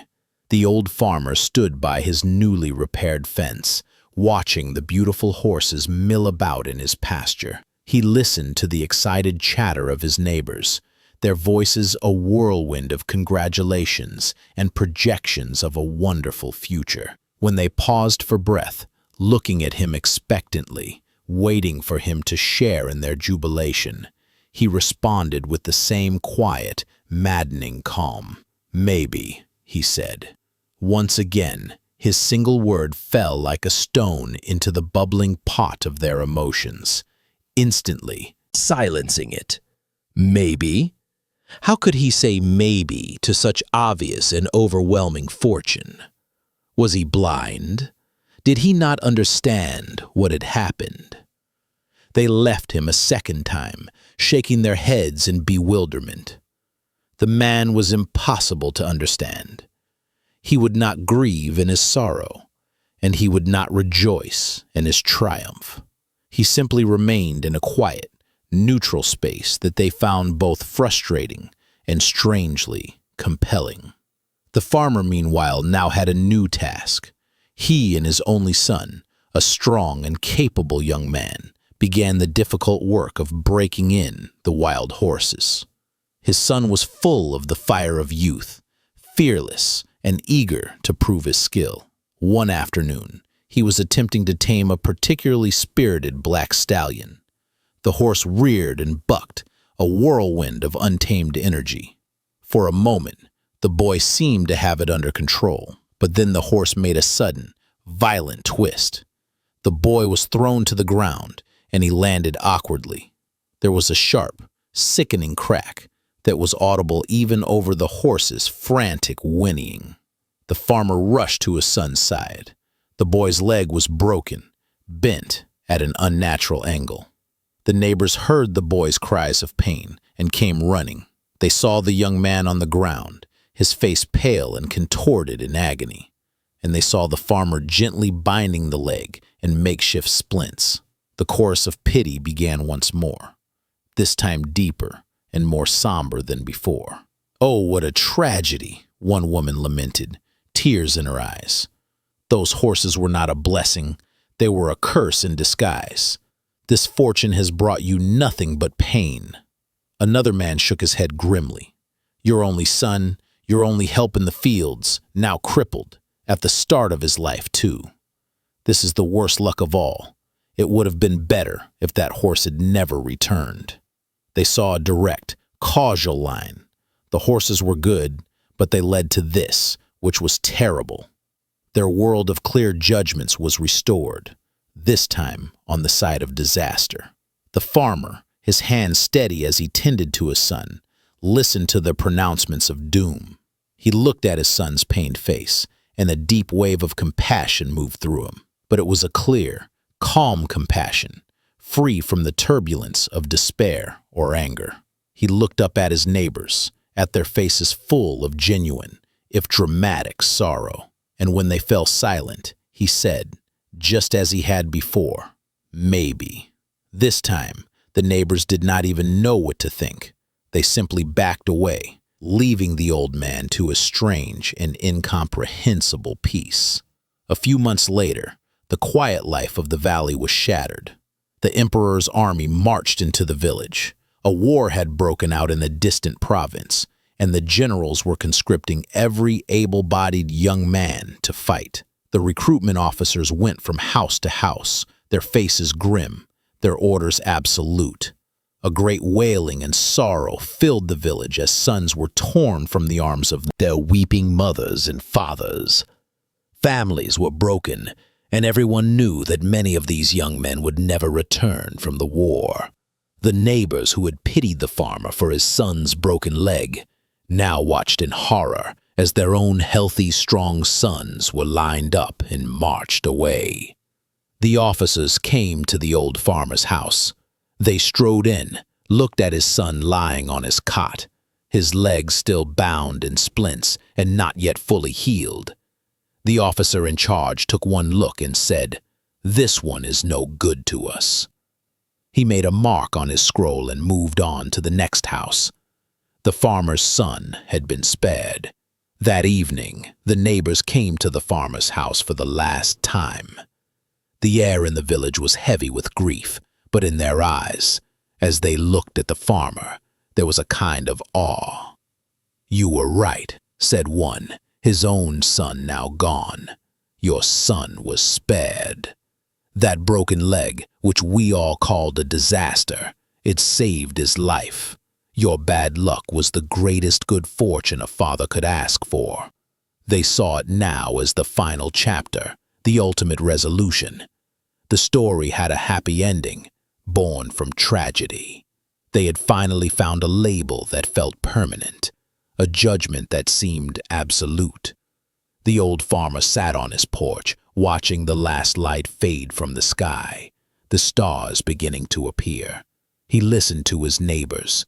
He felt their relief for him, and he felt their deep sorrow for themselves.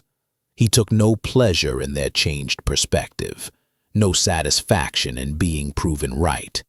He simply observed this too, as another turn in the great flowing river of life. He looked at them, and with a voice as quiet as the falling dusk, he said one last time, "Maybe." The wisdom of the farmer is a gentle path to peace.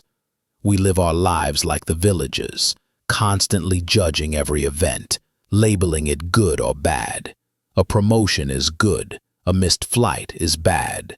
A new relationship is good, a sudden illness is bad. This constant judgment creates a life of anxiety and turmoil, a roller coaster of emotional highs and lows. We are either clinging to the good, terrified of losing it, or resisting the bad, desperate to be free of it. The farmer's maybe is an invitation to step off this roller coaster. It is not a statement of ignorance or indifference. It is an expression of profound wisdom, an acknowledgement that we never see the whole picture. Life is a vast, interconnected tapestry, and we only ever see one tiny thread at a time. To judge the whole tapestry based on the color of a single thread is the folly of a limited mind. As you prepare to sleep, allow the gentle spirit of the farmer to settle over you. Think of the events of your day, the things you have labeled good and the things you have labeled bad. Hold each one in your mind and gently, quietly, whisper to it, maybe. Feel the release that comes with that word. It is the release from the burden of having to know, the burden of having to be right. It is the deep relaxation that comes from trusting the flow of life, even when you cannot see where the river is going. There is peace in not knowing. There is rest in letting the story unfold without needing to write the ending yourself. Let this peaceful acceptance be your lullaby, guiding you into a deep and restorative sleep. Part 6. Putting down the glass of water. Within the monastery walls, where time was measured not by clocks, but by the slow passage of light across the floor, there was a teaching hall. It was a wide, open room with dark, polished wooden floors that reflected the sky like a still pond. The paper screens that formed its walls were often slid open to welcome the breeze, the scent of pine, and the gentle sounds of the garden. It was here that the monks would gather for the master's teachings. The master, a man named Ido, was known for his profound simplicity. He could distill the most complex of Buddhist truths into a single gesture, a simple story, or a quiet, penetrating question. His teachings were not meant to be collected in the mind like knowledge, but to be experienced in the body, like warmth from the sun. Among the monks who gathered in this hall was a young man named Jin. For many weeks, Jin had been living under a heavy, invisible cloud. He moved through his days with a quiet diligence, performing his chores, chanting the sutras, and sitting in meditation. To an outside observer, he was a model student, but inside, his mind was a storm of self-recrimination. Months earlier, he had been entrusted with tending the monastery's small but precious library of sacred scrolls. In a moment of distraction, a gust of wind had knocked over an oil lamp, and before he could react, the flame had caught the edge of an ancient, irreplaceable manuscript. The damage was not catastrophic. Only a corner of the scroll was burned. But in Jin's mind, the act was a monumental failure. The small blackened edge of the parchment was burned into his memory. He carried this failure with him constantly. It was the first thing he thought of when he awoke in the morning, and the last thing that tormented him as he tried to find sleep at night. The memory was not just a thought. It was a physical weight. He felt a constant dull ache in his right shoulder, a tightness in his neck, and a heavy knot in his stomach. During meditation, when he was supposed to be watching his breath, his mind would instead replay the scene over and over. The sudden gust of wind, the tipping lamp, the horrifying speed of the flame. He would feel the same sickening lurch of panic, the same wave of shame. He believed that by constantly remembering his failure, by never letting himself forget, he was performing a necessary penance. He felt he did not deserve to feel light or joyful.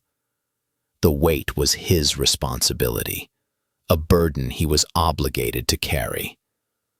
One afternoon, the monks gathered in the teaching hall. The air was warm and still. A single shaft of sunlight cut through the room, illuminating a universe of dancing dust motes. Master Ido sat before them, a simple clay cup and a pitcher of water on the low table in front of him. He did not speak for a long time, allowing the silence in the room to deepen, to settle into the bones of all who were present.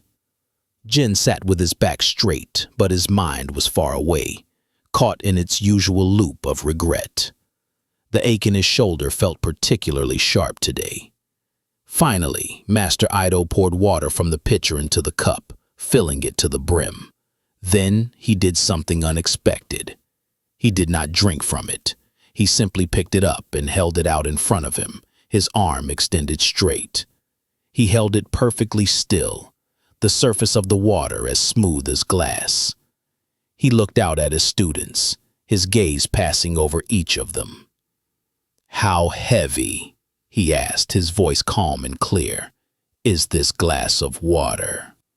The monks, accustomed to koans and paradoxical questions, began to think. A few of the younger ones took the question literally. "About half a pound," one of them ventured. Another, after a moment of calculation, said, "Perhaps 10 ounces." They offered their best guesses of its physical weight, treating the question as a simple riddle about mass and volume. Master Ido listened to their answers, a faint knowing smile on his face. He did not say if they were right or wrong.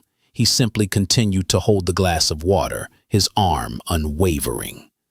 After a few more moments of silence, he spoke again. "From your perspective, you are correct," he said.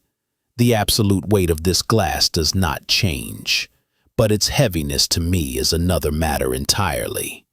The weight I experience depends on something else. It depends on how long I hold it." He paused, letting his words sink in. Jin watched him, his own aching shoulder throbbing in sympathy. "If I hold it for a minute," the master continued, "it is quite light. There is no problem. I barely notice its weight." He held it for a full minute in silence, his expression serene. "If I hold it for an hour," he went on, his voice still calm, but a subtle note of strain now detectable. "My arm will begin to ache. A dull, persistent pain will set in. The glass is not changed, but it will begin to feel much heavier." He continued to hold the glass aloft. 5 minutes passed. 10 minutes. The monks watched, captivated. The lesson was no longer an intellectual exercise. It was a physical demonstration of endurance. They could see the tiny tremors beginning to start in the master's arm, the slight tightening of the muscles in his shoulder. The stillness in the room was now charged with a palpable tension. "And if I were to hold it for an entire day," Master Ido said, his voice now tight with effort, "my arm would become numb. It would feel cramped and paralyzed. The muscles would scream in protest. I might even drop the glass, not from a lack of will, but from sheer physical exhaustion. In each case, the physical weight of the glass of water is the same. But the longer I hold it, the heavier and heavier it becomes to me. Eventually, it becomes unbearable." He looked directly at his students, his eyes seeming to penetrate their deepest thoughts. He looked at Jin, and for a moment Jin felt as if the master could see the burned scroll, could feel the weight on his own shoulder. "Your worries, your regrets, your anger, your past failures," the master said, his voice resonating through the hall. "They are like this glass of water. If you think about them for a little while, it is manageable. They are light enough to carry for a short time. If you dwell on them for hours, they begin to ache. They become a heavy burden that colors your whole day. And if you carry them with you all day, every day, day after day, you will become paralyzed. You will feel incapable of doing anything else. The weight of your past will become so heavy that you will be unable to live in the present."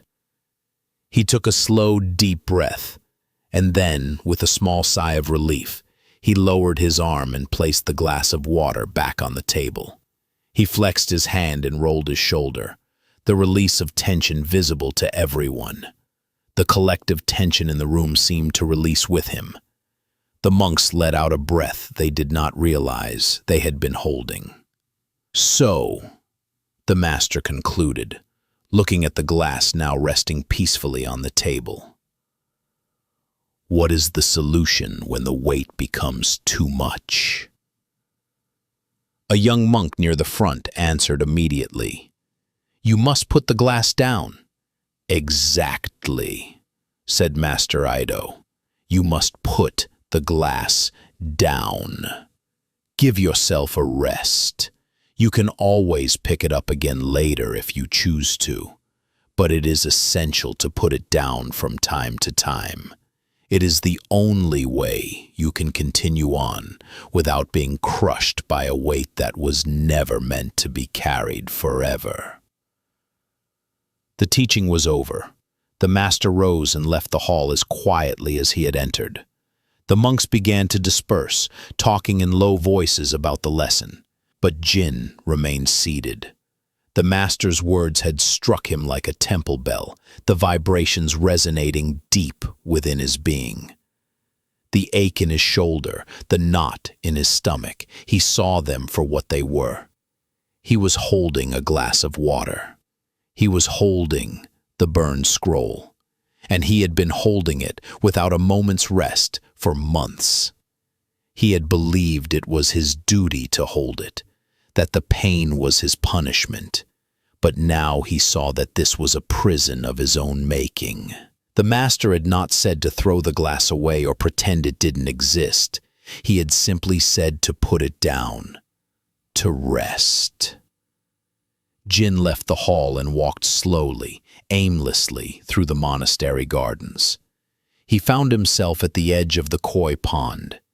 The late afternoon sun shimmered on the water's surface, and the large, colorful fish moved beneath it like living jewels, their movements slow and full of grace. He sat down on a smooth, gray stone at the water's edge, a stone that had been warmed by the sun. He closed his eyes. He could feel the familiar weight, the memory of his failure. It was there, as always, but now he saw it differently. It was not him. It was something he was carrying. He took a deep breath. In his mind, he visualized the memory not as a painful, chaotic event, but as a single, contained object.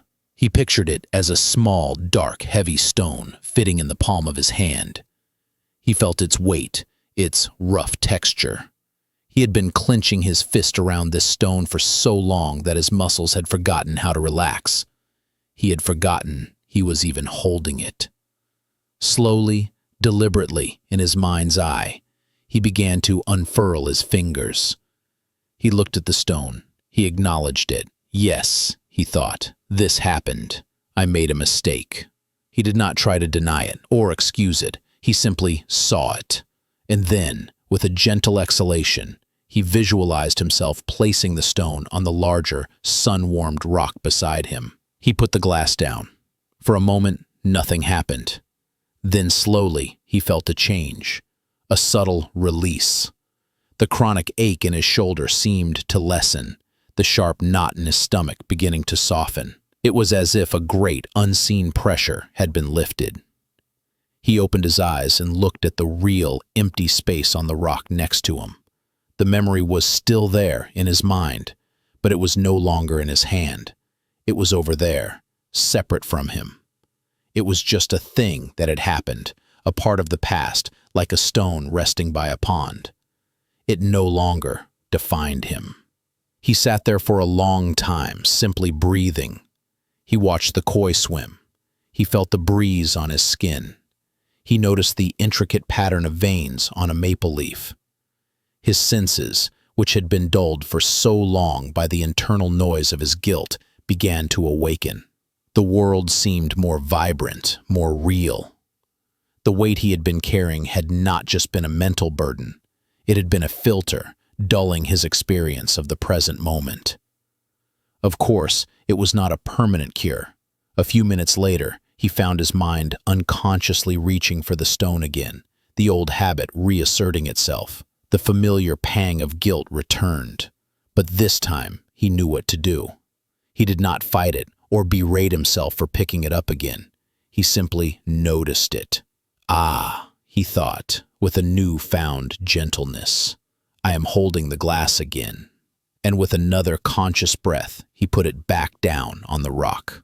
This was the practice. It was not about banishing the memory forever. It was about the simple, repeated, compassionate act of letting go. As night falls and you prepare your body and mind for rest, consider the glasses of water you may be holding.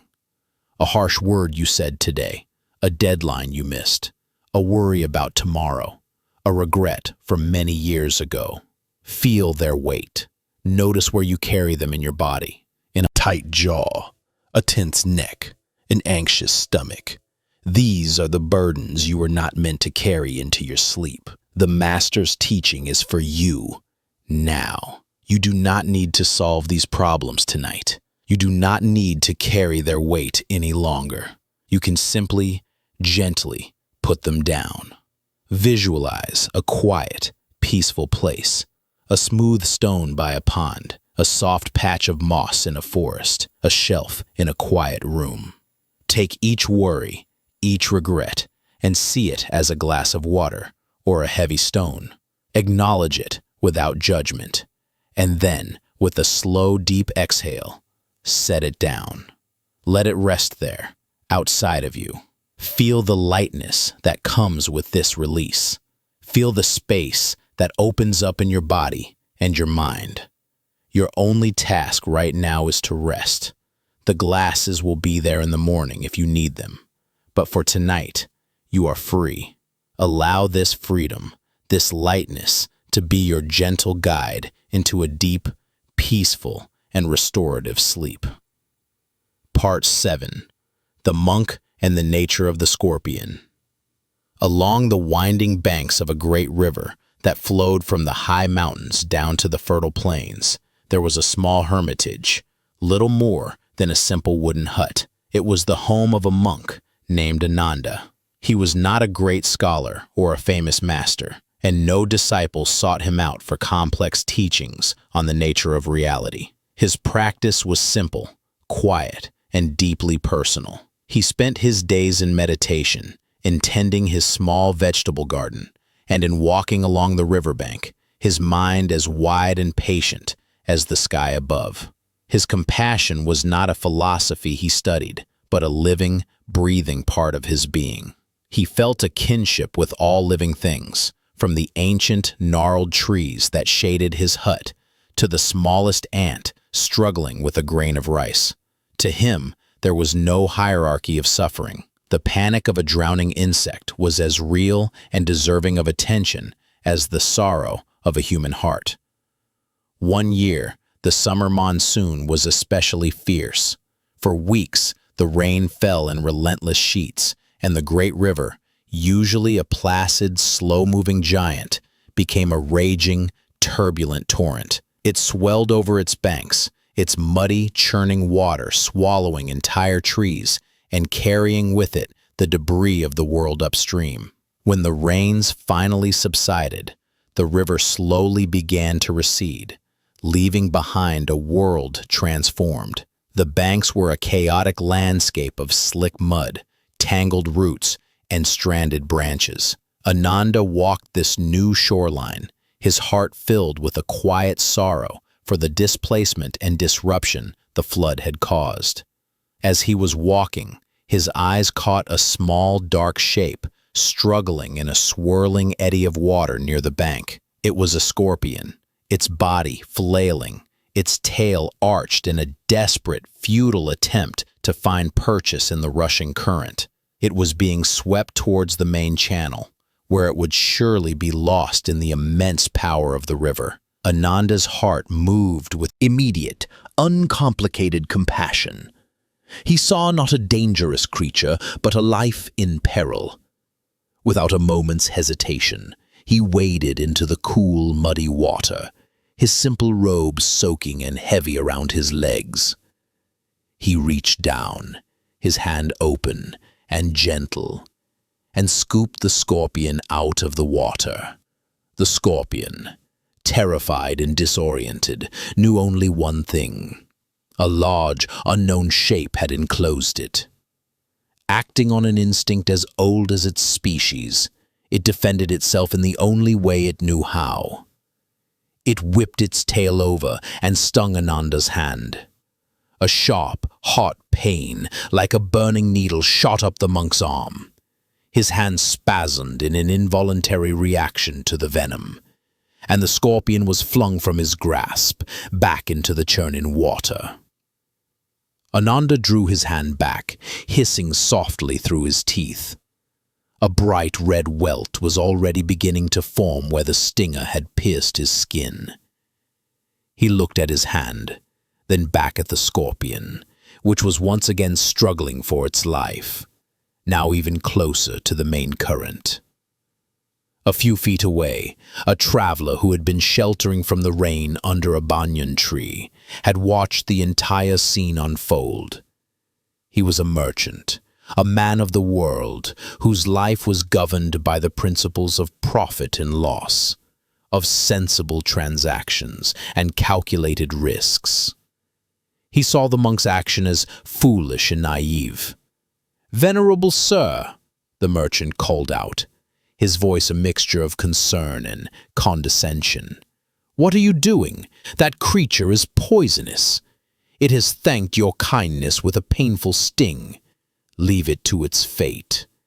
It is not worth the harm to yourself." Ananda heard the man's words, but his attention was fixed on the scorpion.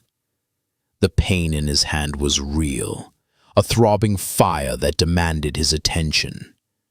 But the suffering of the scorpion was also real. He took a deep breath, centering himself, allowing the sharp sensation of the sting to simply be, without layering upon it the story of being wronged or the anger of betrayal. It was just pain, a feeling as transient as a cloud. He looked at his hand, then at the scorpion, and saw no contradiction. He waded a little deeper into the water. Once again, he reached down. This time, he moved more slowly, trying to be as gentle as possible. He cupped his hands together, creating a small, calm pool to lift the creature from the torrent. And once again, as soon as it was clear of the water, the scorpion, still in a state of blind panic, stung him. The pain was even more intense this time, on the same hand, near the first sting. His muscles clenched, his arm jerking back by reflex, and for a second time, the scorpion was dropped back into the river. The merchant by the tree slapped his thigh in exasperation. "Now you have seen its nature," he shouted, his voice sharp with impatience. "The creature is ungrateful and dangerous. It will only repay your efforts with more pain. This is a failed endeavor. You have tried twice and failed twice. Have you no sense? Let it go." The merchant's world was a world of outcomes. An action was good if it produced a good result, and bad if it produced a bad one. The monk's action had produced only pain and failure. Therefore, the action itself was a mistake, a folly to be abandoned. Ananda stood in the water, which swirled around his knees. He cradled his throbbing hand, his face calm. He looked over at the merchant, and for the first time he spoke. His voice was soft, but it carried clearly over the sound of the river. "Friend," he said, "you are looking only at the result of my action, but the worth of an action does not lie in its outcome." He turned his gaze back to the water.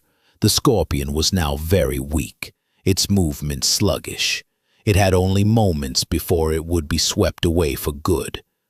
Ananda looked around and saw a large, sturdy leaf that had been washed ashore. He picked it up.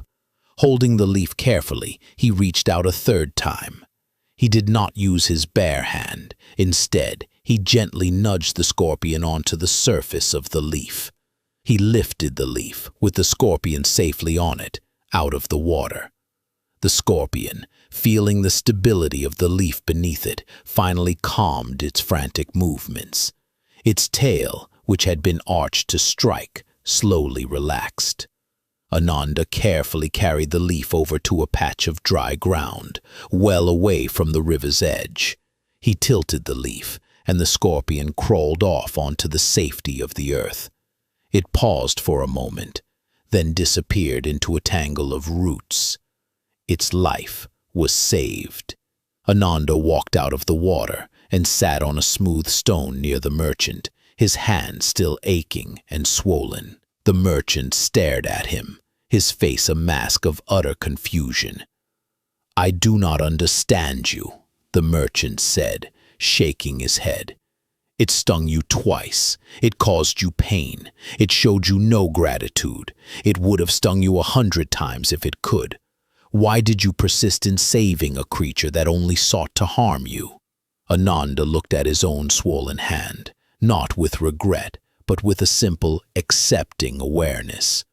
Then he looked at the merchant, his eyes filled with a deep and gentle clarity. "It is the nature of a scorpion to sting when it feels threatened," he said calmly. "That is how it survives. It does not sting out of malice or ingratitude. It stings because it is a scorpion. It is being true to its own nature." He then gestured to his own heart. "And it is my nature," he continued, his voice as steady as the mountain in the distance, "to be compassionate. It is my nature to help a living being that is in distress. That is the nature I have tried to cultivate in myself through all my years of practice." The scorpion was simply being true to its nature. Should I abandon my own nature simply because the scorpion was being true to its? The merchant was silent. The monk's words were so simple, yet they turned his entire worldview upside down. He had always believed that you should be kind to those who are kind to you and wary of those who might harm you. His actions were always conditional, a response to the actions of others. But the monk was proposing something radically different. He was suggesting that one's actions should not be a reaction to the outside world, but an expression of one's own inner world, regardless of the consequences. "My compassion," Ananda explained further, "is not a transaction. I do not offer it in the hope of receiving safety or gratitude in return. If I did, my compassion would be a fragile thing, easily destroyed by the first sting, the first act of ingratitude. It would be a form of commerce, not a state of being. My action of saving the scorpion was not a failure when it stung me. It was only a failure if I allowed the sting to change my own nature, to turn my compassion into fear or anger." The pain in his hand was a simple physical fact. It would pass. But the integrity of his own heart, the commitment to his own cultivated nature, was something far more essential. To have walked away from the scorpion would have been a deeper, more lasting kind of wound. It would have been a betrayal of himself. His maturity was not measured by his ability to avoid pain or to achieve a desired outcome, but by his ability to act from his deepest core of being, consistently and unconditionally. As you lie here, on the edge of sleep, you might reflect on the stings you have received in your own life.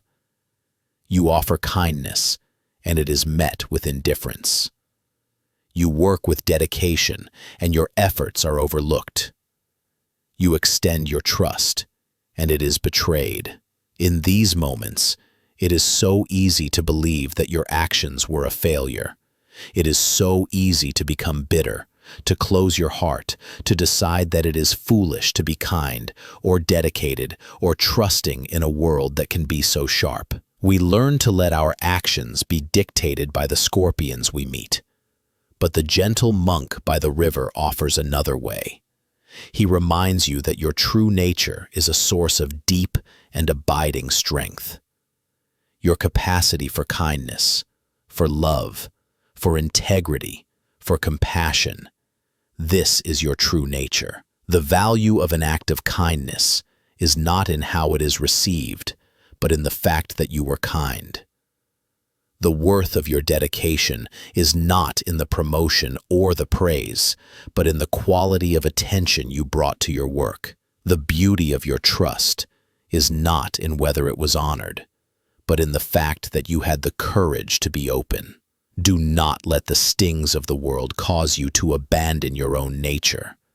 The scorpion will act according to its nature. The world will act according to its nature.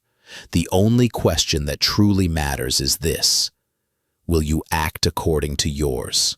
There is a profound and deep relaxation in this understanding. It frees you from the exhausting and anxious business of trying to control outcomes. It releases you from the burden of needing the world to respond in a certain way. Your only task is to be true to the best Parts of yourself. Your actions have their own inherent worth, their own quiet dignity, completely independent of the results they bring. Let this thought be a gentle balm for any stings you may be feeling. Your good heart is not a liability. It is your greatest strength. Your compassion is not a weakness. It is your truest guide. Rest in the quiet confidence of your own nature. Let go of the need for validation from the outside world. Find peace in the simple, profound act of being you. Allow this deep sense of self-acceptance to quiet your mind, to soothe your body, and to carry you effortlessly into a peaceful and healing sleep. Part 8.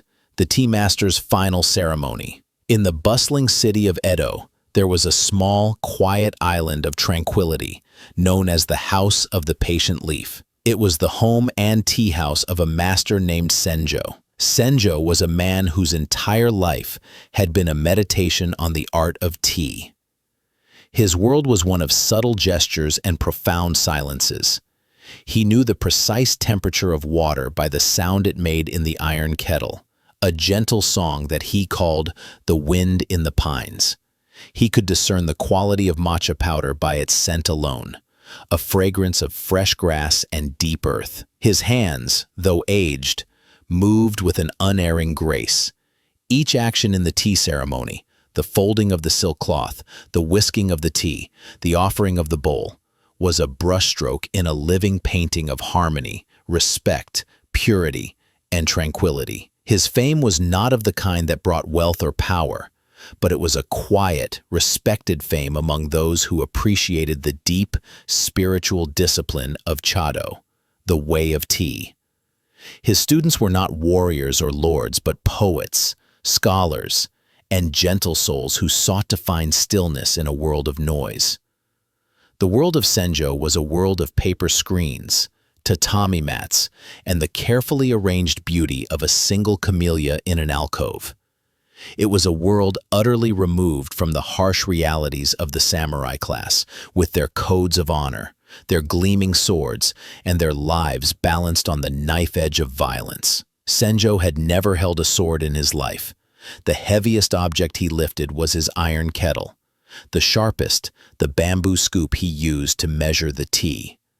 His spirit was cultivated for receptivity, not aggression, for yielding, not for conquering. One humid summer afternoon, this peaceful world was violently torn open. A man strode into the serene garden of the tea house, his heavy sandals crunching on the carefully raked white gravel, each footstep an act of desecration. He was a ronin, a masterless samurai named Kageyama. He was a large, imposing man, his face scarred, his eyes holding a cold, restless fire. He wore a scowl of arrogance and impatience, and two swords were thrust through his belt, their hilts worn from frequent use. He had been drinking in a nearby tavern, and had overheard the whispers of praise for the great Tea Master Senjo. In his bitter, resentful mind, a plan had formed. He would challenge this so-called master, and by defeating him, claim a small piece of the respect that he felt life had unfairly denied him. Kageyama entered the tea room without being invited, his bulk seeming to shrink the delicate space. Senjo was instructing a young student, and he looked up, his movements unhurried, though he felt a cold knot of apprehension form in his stomach. The Ronin sneered, looking around at the simple, elegant room with contempt. "So, this is the great Senjo," he boomed, his voice a vulgar intrusion in the sacred quiet. "I hear you are a master, but your mastery is in a woman's art of pouring hot water. I am a master of a true art, the art of the sword." Senjo bowed his head slightly, his heart beginning to beat a frantic rhythm against his ribs. "You're welcome here, swordsman," he said, his voice quiet but steady. "Would you care for a bowl of tea?" Kageyama laughed, a harsh, ugly sound. "I do not want your tea. I want your life. I challenge you to a duel. Tomorrow, at dawn, here in your precious garden. If you are truly a master, you will know how to die with honor." He did not wait for an answer. He turned and strode out, leaving behind a profound and terrifying silence. A silence that was no longer peaceful, but was now filled with the promise of death. Senjo's student looked at him, his face pale with terror. Senjo himself felt as if the floor had fallen away from beneath him. A wave of pure, cold fear washed over him, so intense it made him dizzy. A duel? He knew nothing of fighting. He would be cut down in a single stroke. The Ronin was toying with him, a cat with a mouse. His mind raced, searching for an escape. He could flee the city, abandon his home, his name, his life's work, but the shame would follow him. He could refuse, but the Ronin would likely cut him down on the spot for the insult. He was trapped. The carefully ordered world he had built over decades had been shattered in a single brutal moment. He was going to die. That evening, Senjo could not eat. He could not meditate. His mind was a chaotic storm of fear. Every sound made him jump. The gentle hiss of the kettle now sounded like the whisper of a sharpened blade. He saw his own death replayed in his mind 100 times, 100 brutal variations. Finally, in the depths of his despair, he remembered the old Zen master who lived in the small temple on the hill overlooking the city. He was a man of profound wisdom, and Senjo's last desperate hope was that this master might offer him some clever strategy, some way out of this impossible situation. He made his way through the dark, sleeping streets of the city, his steps hurried and unsteady. He found the Zen master meditating in a small candlelit hall. The air was thick with the scent of old wood and incense.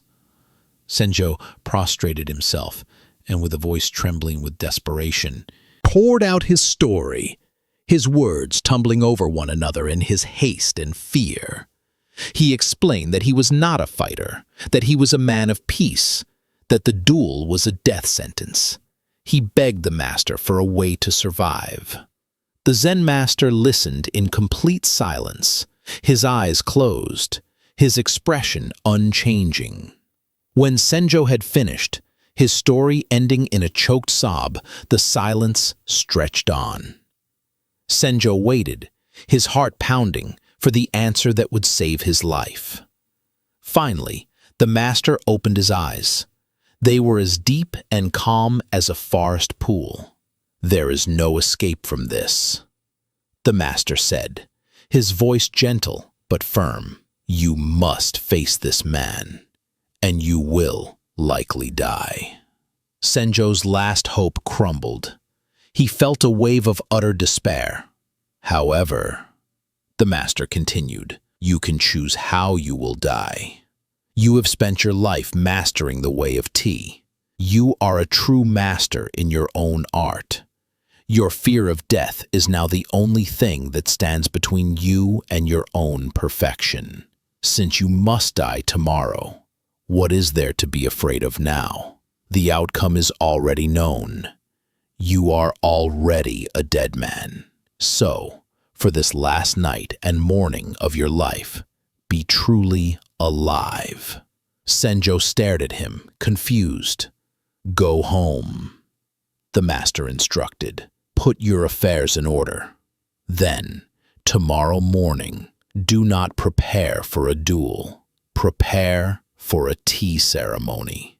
Make it the greatest tea ceremony of your life. Treat this Ronin not as an enemy, but as your most honored guest. Forget the sword. Forget the duel. Forget life and death. Pour all of your being, all of your life's learning, into this one final act. Perform your art, and when the time comes, close your eyes and accept the blade. You will die not as a failed swordsman, but as a great tea master, at the very pinnacle of his art. The master's words were not what Senjo had come for, but they began to work a strange and profound alchemy within him. The idea was terrifying, and yet it held a strange and powerful logic. By accepting his death, by letting go of the desperate, frantic struggle to survive, he could be free. The fear would no longer have any power over him. He would not be a victim, cowering before his executioner. He would be a master, performing his final, perfect ceremony.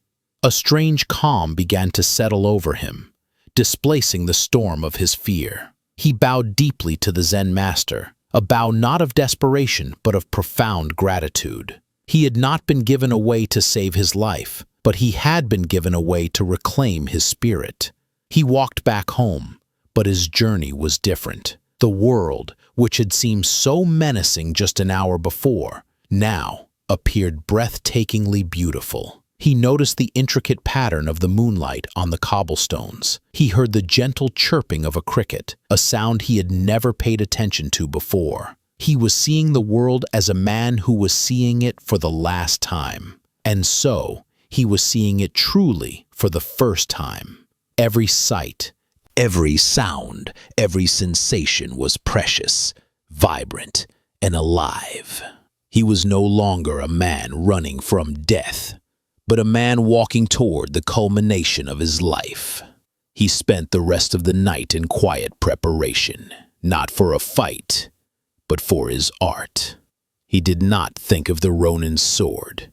He thought of the water, the tea, the bowl, the whisk. He selected his finest utensils, not for their monetary value, but for their spirit. He chose a simple, rustic bowl that felt good in the hands. He chose a bamboo whisk whose tines were perfectly shaped. He swept the garden, not as a chore, but as an act of purification. He was preparing the space for the most important guest he would ever receive.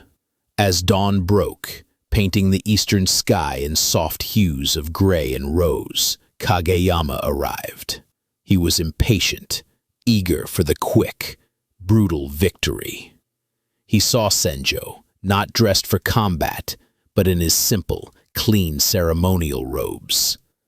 He was on his knees, calmly wiping a tea bowl with a silk cloth. The Ronin sneered. "Are you ready to die, old man?" Senjo looked up. His eyes were completely clear and held no trace of fear. They held only a profound, deep, and unnerving calm. "The garden is ready," he said, his voice even. "But first, as my honored guest, allow me to prepare a bowl of tea for you. It is the last I will ever make." The Ronin was taken aback by this strange request, but his arrogance made him agree. He sat down, placing his sword beside him, and watched. He expected to see a man whose hands trembled, whose movements were clumsy with fear. He expected to see a man trying to delay the inevitable. What he saw instead was a performance of such profound mastery that it stunned him into silence. Every movement Senjo made was perfect. It was imbued with a grace, a precision, and a deep, resonant stillness that Kageyama had never witnessed before. The folding of the cloth, the scooping of the green powder, the pouring of the hot water, the quick, vibrant whisking that frothed the tea into a jade-colored foam. Each action was complete in itself, flowing into the next with the seamless grace of a river. Senjo was not just making tea, he was communing with the universe. His entire being was focused into this single, simple task. There was no past, no future, only the absolute, luminous presence of this one moment. Kageyama, the man of violence, found himself mesmerized. He had spent his life mastering a different kind of stillness, the coiled, predatory stillness before a fatal strike. But this was a stillness of a different order entirely. It was not the stillness of a predator, but the stillness of a mountain. It was vast, unassailable, and completely at peace. He looked at Senjo's face and saw no fear of death. He saw a man who had already transcended it. He saw a man who was so completely one with his art that there was no room for anything else. Kageyama began to feel a strange and unfamiliar emotion rising in him. Awe. Senjo finished, preparing the tea. He held the bowl in both hands, bowed his head, and then, with a movement of sublime grace, he offered it to the Ronin. He looked Kageyama directly in the eye, and in that gaze the Ronin saw a spirit that his sword could never touch. To kill this man now would not be a victory. It would be a profound and shameful defeat. He would be destroying something more beautiful and more powerful than he could ever hope to be. He had come to prove his mastery, but he had been shown what true mastery really was. It was not the power to take a life, but the power to inhabit one's own life so completely that even death loses its sting. Slowly, Kageyama reached out, not for his sword, but for the bowl of tea. His own hands, which had been so steady in 100 battles, were now trembling. He took the bowl. Then he did something that shocked the few hidden onlookers and even himself. He placed the bowl of tea on the ground, and he prostrated himself before the tea master, his forehead touching the gravel. "Master," he said, his voice thick with emotion, "I am not worthy to drink your tea. Forgive my arrogance. You have shown me the meaning of mastery. My sword is no match for your spirit." He stood up, picked up his sword, and without another word he turned and walked out of the garden, a deeply humbled and changed man. Senjo was left alone, kneeling in the quiet morning light, the untouched bowl of tea before him. He was alive, but the true victory was not that he had survived. The victory had been won hours before, in the Zen master's temple, when he had accepted his own death. By letting go of the desperate need to control the outcome, he had found a power that was invincible. As you settle into your bed, allow the stillness of the tea master's garden to fill your room. We all face our own duels, our own fears of an uncertain future. We struggle, we worry, we try to force the world to bend to our will. The tea master's final ceremony teaches us a gentler, more powerful way. It is the way of acceptance, of presence, of letting go. When you can meet your greatest fear with your whole being, without resistance, that fear loses its power. The anxiety that comes from fighting reality dissolves, and in its place, a deep, unshakable peace arises. Let go of the battles of your day. Let go of the need to win, the fear of losing. Simply be present, here, now, in the quiet safety of this moment. This is your tea ceremony. Perform it with your whole being, and let its profound peace guide you into a deep and restful sleep. Part 9. Kintsugi, the art of golden repair. In a quiet, forgotten lane in Kyoto, behind a weathered wooden gate that opened with a soft groan of welcome, was the workshop of a man named Ishikawa. He was not a potter, nor a painter, nor a sculptor, but his art encompassed all three. He was a master of kintsugi, the art of mending broken pottery. But his work was not about hiding the damage. It was about illuminating it. He did not seek to restore an object to its original, pristine state, but to honor its history, to celebrate its journey, and to create a new, more profound beauty from its wounds. He repaired broken things not with invisible glue, but with precious golden lacquer, transforming the scars of its breaking into the very heart of its beauty. His workshop was a dusty, silent sanctuary, filled with the quiet, patient spirits of objects waiting to be reborn. The air smelled of old wood, the sweet, earthy scent of clay, and the sharp, distinctive fragrance of urushi lacquer. Here, time did not march forward. It seeped, slowly, like water into dry earth. To this workshop came a young woman named Akiko.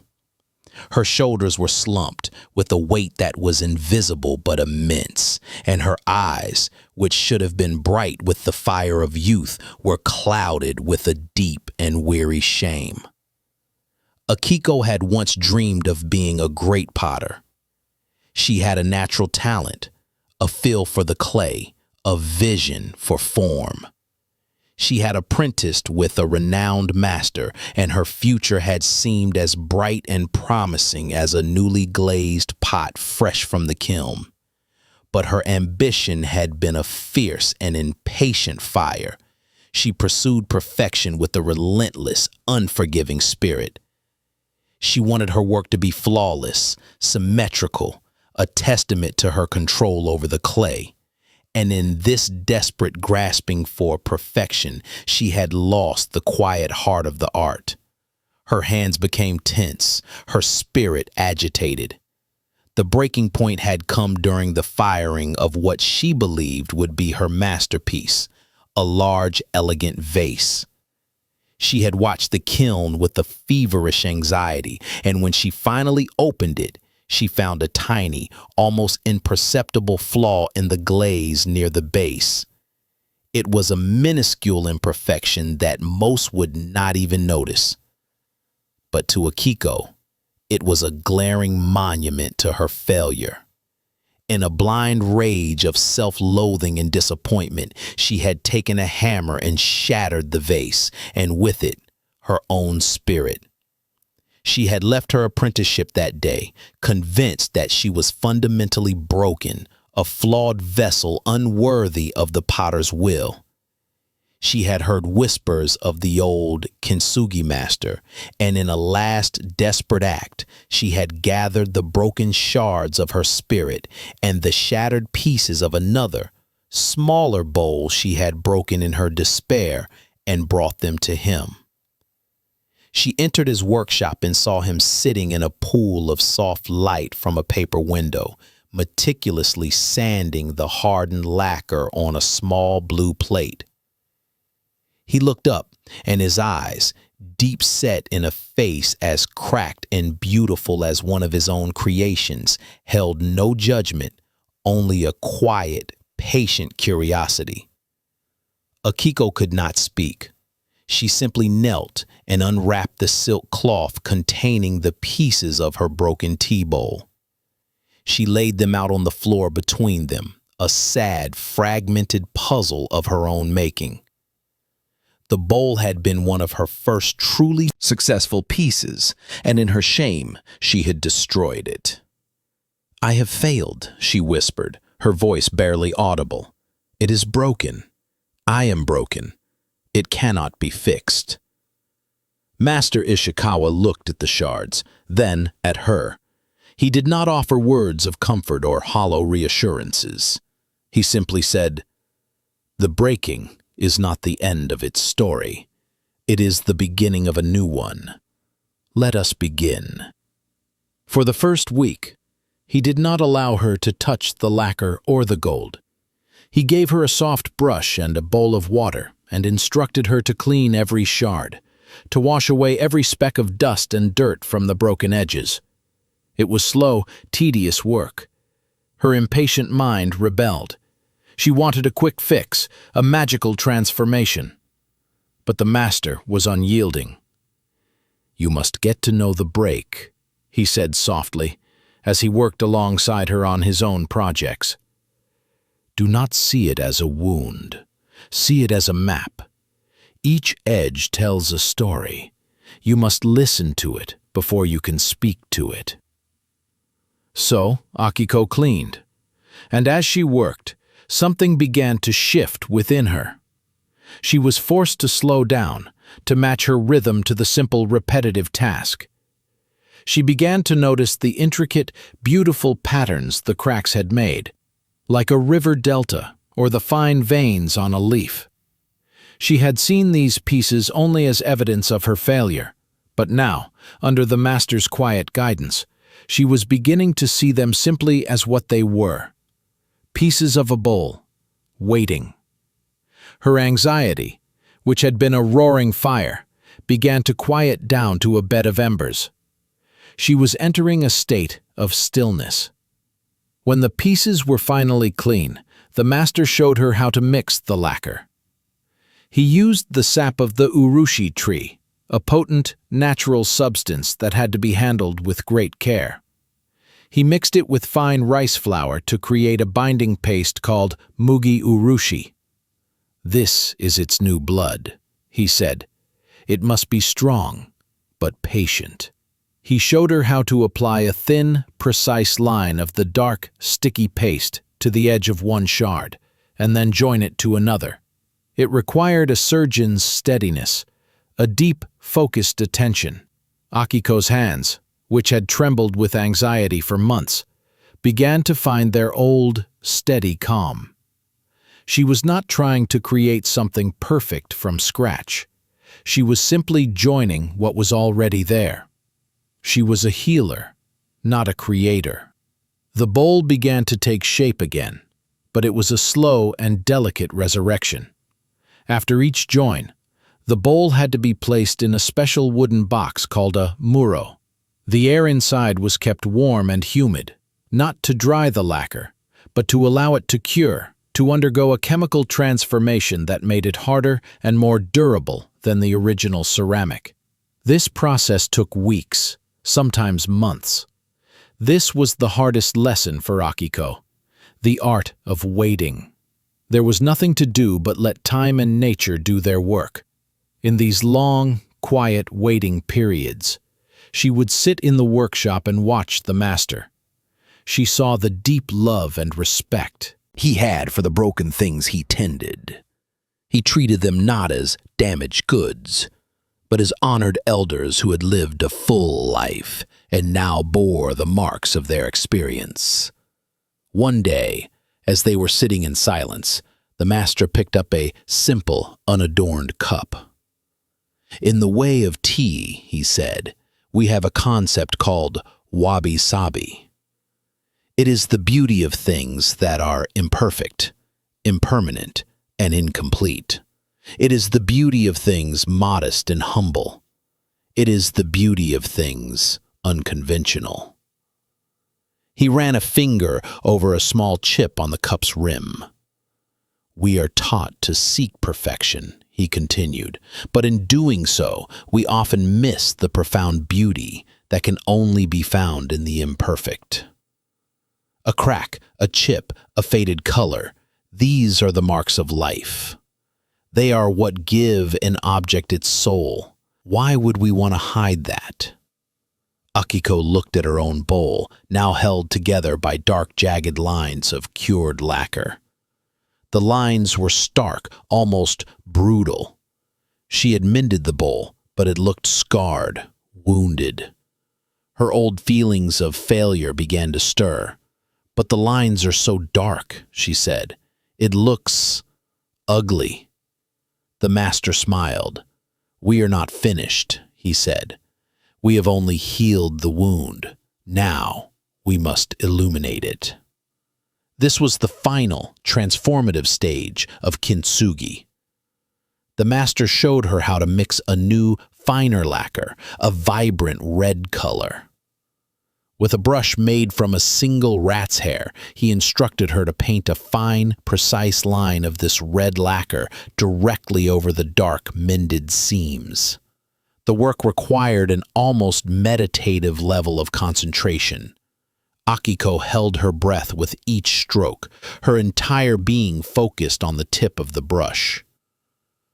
The red lines traced the path of the original break, highlighting it, drawing the eye to it, celebrating it. The bowl no longer looked wounded. It looked courageous. Then came the final, magical act. While the red lacquer was still tacky, the master took a small bamboo tube, and through a piece of silk stretched over the end, he gently blew a fine, delicate cloud of pure, powdered gold onto the red lines.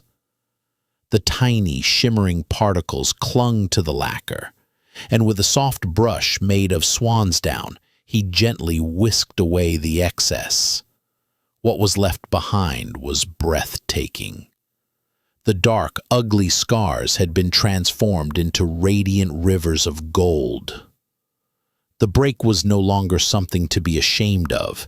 It was now the most beautiful and compelling feature of the bowl.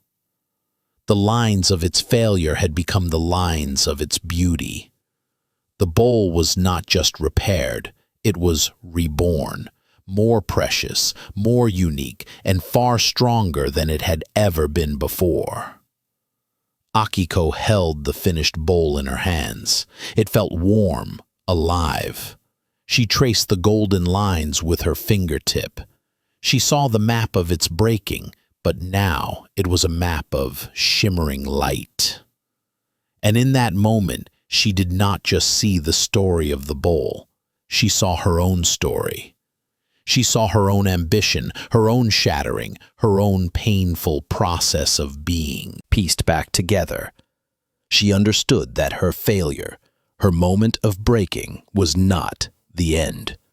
It was the moment that had allowed for this new, more resilient and beautiful form to emerge.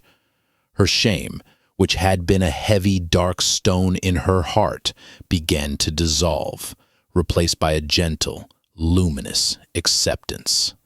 She was not perfect. She was, like the bowl, beautifully and resiliently broken. As you lie here, ready for sleep, allow the image of this golden bowl to fill your mind. We all carry our own breaks, our own scars. They are the memories of our failures, our losses, our heartaches. We often spend our lives trying to hide them, to cover them up, to pretend they are not there. We are ashamed of our cracks, believing they make us less worthy, less beautiful. But the art of kintsugi teaches us a more compassionate path. It teaches us that our maturity, our true beauty, lies not in being unbroken, but in our capacity to heal. It is the wisdom to see that our wounds, when met with loving, patient attention, do not have to be sources of shame. They can become our greatest strengths, the sources of our deepest compassion, the very lines that make us uniquely, breathtakingly beautiful. Feel the gentle, golden light of this understanding flowing into the broken places within you. There is no need to hide them. There is no need to be ashamed. They are the map of your journey, the proof of your resilience.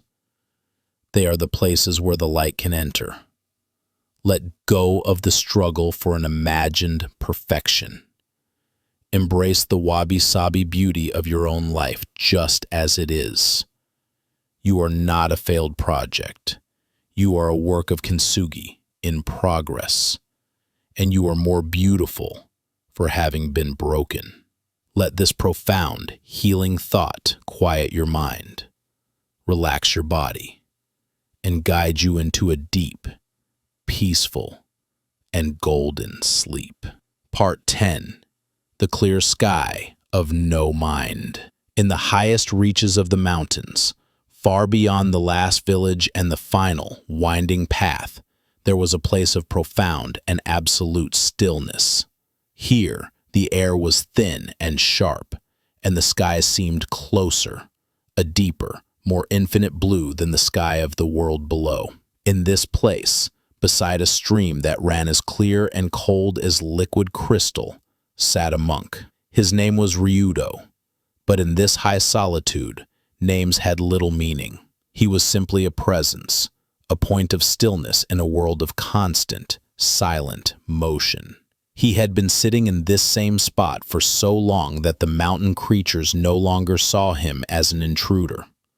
A small, curious finch might land on his shoulder.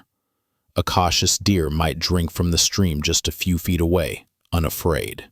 He had become part of the landscape, as much a feature of this place as the ancient, moss-covered stones or the gnarled, wind-sculpted pines. Ryudo was not practicing a technique. He was not concentrating on his breath, nor was he contemplating a koan. He was simply being. His practice had moved beyond effort and into a State of pure, effortless awareness.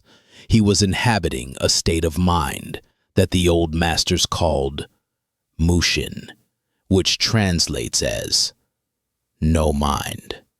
This was not a state of emptiness in the sense of a void or a blankness. It was not the absence of thought.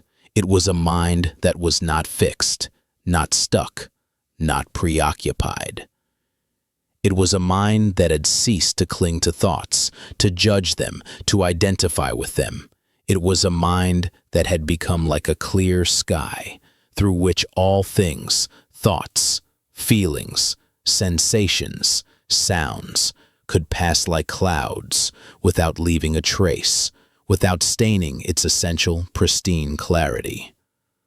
The stream beside him was his greatest teacher. He would watch it for hours, his gaze soft and unfocused. He saw the leaves that fell from the overhanging maple trees landing gently on the water's surface. A leaf would appear, float for a time on the current, bobbing and turning in the small eddies, and then it would be carried away downstream, disappearing from his field of vision. The stream did not try to hold on to the leaves. It did not grasp them and say, "This is a beautiful leaf, I will keep it." Nor did it push them away and say, "This is an ugly, withered leaf, I do not want it." The stream simply allowed each leaf to come, to be, and to go. It made no distinction between a brilliant red autumn leaf and a brown, decaying one.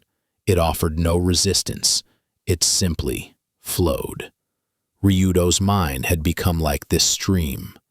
A thought would arise, a memory of his youth, a line from a sutra, a feeling of hunger. He would notice it, just as he noticed the leaf. He would observe it as it floated for a moment in the current of his awareness, and then he would allow it to be carried away, without grasping, without pushing, without judgment. He did not get caught up in the story of the thought. He did not follow it down the rabbit hole of analysis or association. He simply let it pass. A thought of a past failure might arise, a memory of a harsh word he had once spoken. In his younger years, such a thought would have hooked him. He would have been caught in a whirlpool of regret and self-criticism. But now, he saw it simply as a brown leaf floating by. He acknowledged its presence, and he let it go. A thought of a future success might appear, a pleasant daydream of achieving some great insight. In the past, this might have led to a subtle grasping, a desire, a form of striving. Now, he saw it as a bright red leaf, beautiful but transient. He appreciated its color, and he let it go. This was the essence of no mind. It was a state of profound freedom from the tyranny of the mind's own creations. He had come to understand that success and failure were not realities of the world, but judgments created by the mind. They were labels, stories, concepts that the mind attached to neutral events.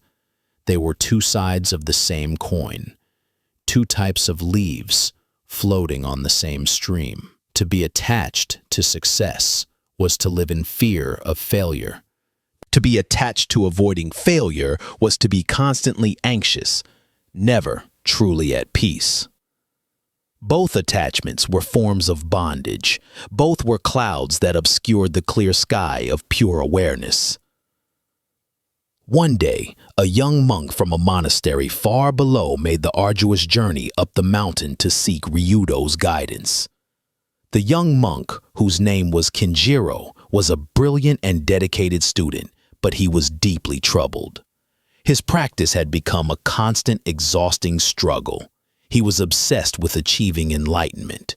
He saw it as a goal, a prize to be won, a final, ultimate success. And because he was so attached to this idea of success, he was haunted by the constant fear of failure. Every time his mind wandered in meditation, he felt he had failed. Every time he felt anger or jealousy, he believed he was failing. His spiritual journey was not a path of liberation, but a tightrope walk over a chasm of self-judgment.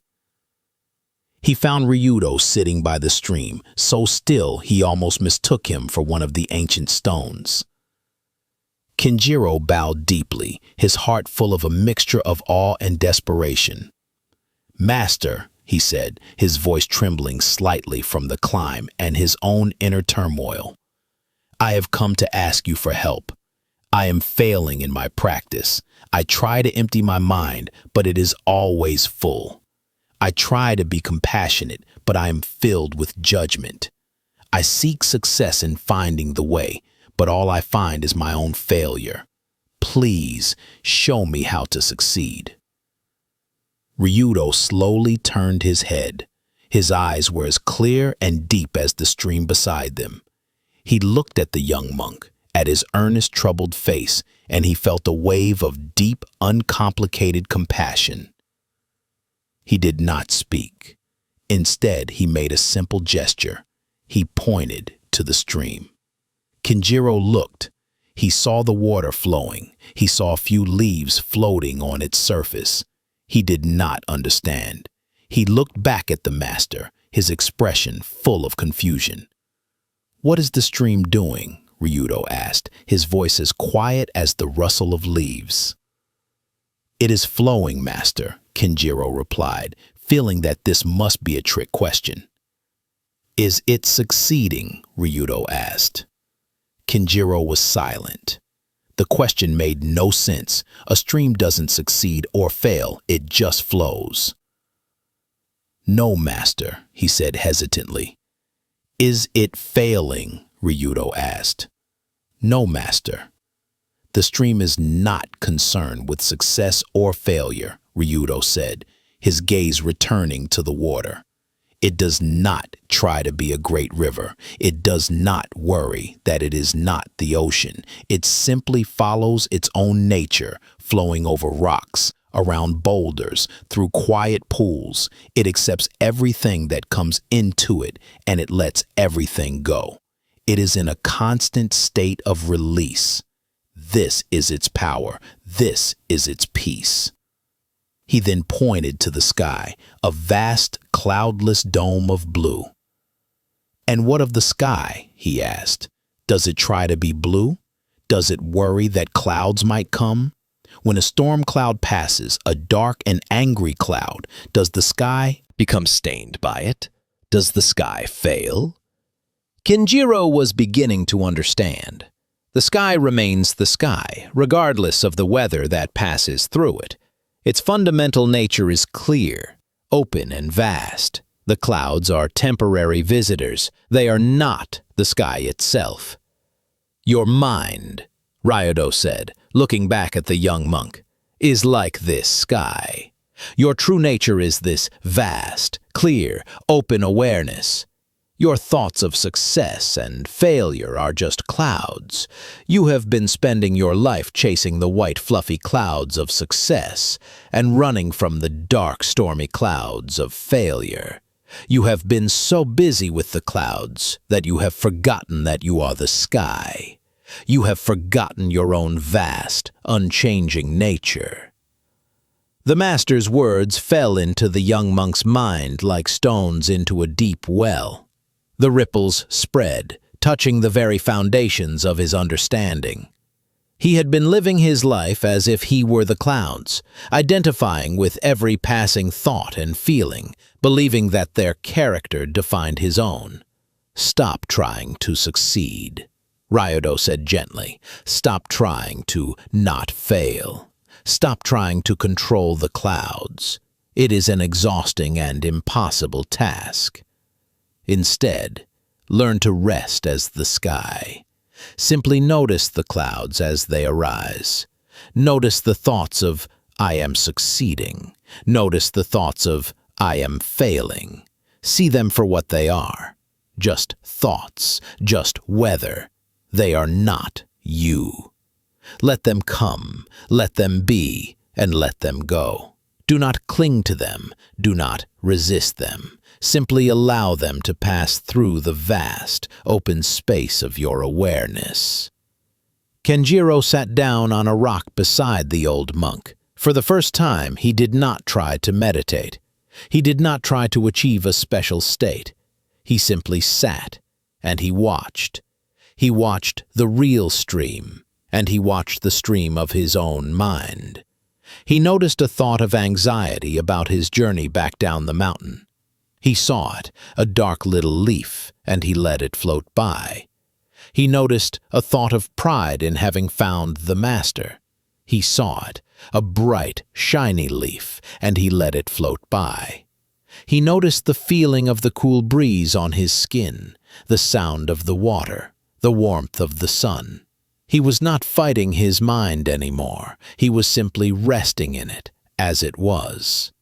He sat there with Ryodo for the rest of the day, in a deep and companionable silence. As the sun began to set, casting long purple shadows across the valley, a profound sense of peace settled over him, a peace deeper than any he had ever known. It was not the peace of accomplishment, it was the peace of surrender.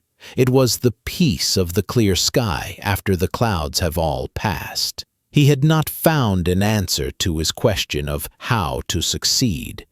He had found something far more valuable, the freedom from the question itself. As you lie here now, at the end of your day, you are at the threshold of this clear sky. The day, with its own clouds of success and failure, is passing. The worries about tomorrow, the regrets about yesterday, these are just the last lingering clouds of the evening. You do not need to do anything with them. You do not need to analyze them, solve them, or push them away. You can simply allow them to be and watch as they drift and dissolve in the vast, quiet space of your own awareness. Your true nature is not the sum of your achievements or your mistakes. You are not your job title. You are not your bank account. You are not the praise or criticism you received today. These are just clouds. Your true nature is the sky itself, the silent, aware, peaceful presence that is witnessing all of it. This presence is already whole, already complete, already at peace. You do not need to achieve it. You only need to rest in it. Feel the gentle rhythm of your breath. It is the wind that moves the clouds. Let each exhale be a soft breeze, carrying away the thoughts and tensions of the day. Let your mind become as wide and open as the night sky. There is nothing to do. There is nowhere to go. There is nothing to fix. Simply be here, now, resting in this quiet, open awareness. Success and failure are two weary travelers who have finally laid down their burdens for the night. Let them rest, and you, the sky, can hold them all in a vast, silent, peaceful embrace.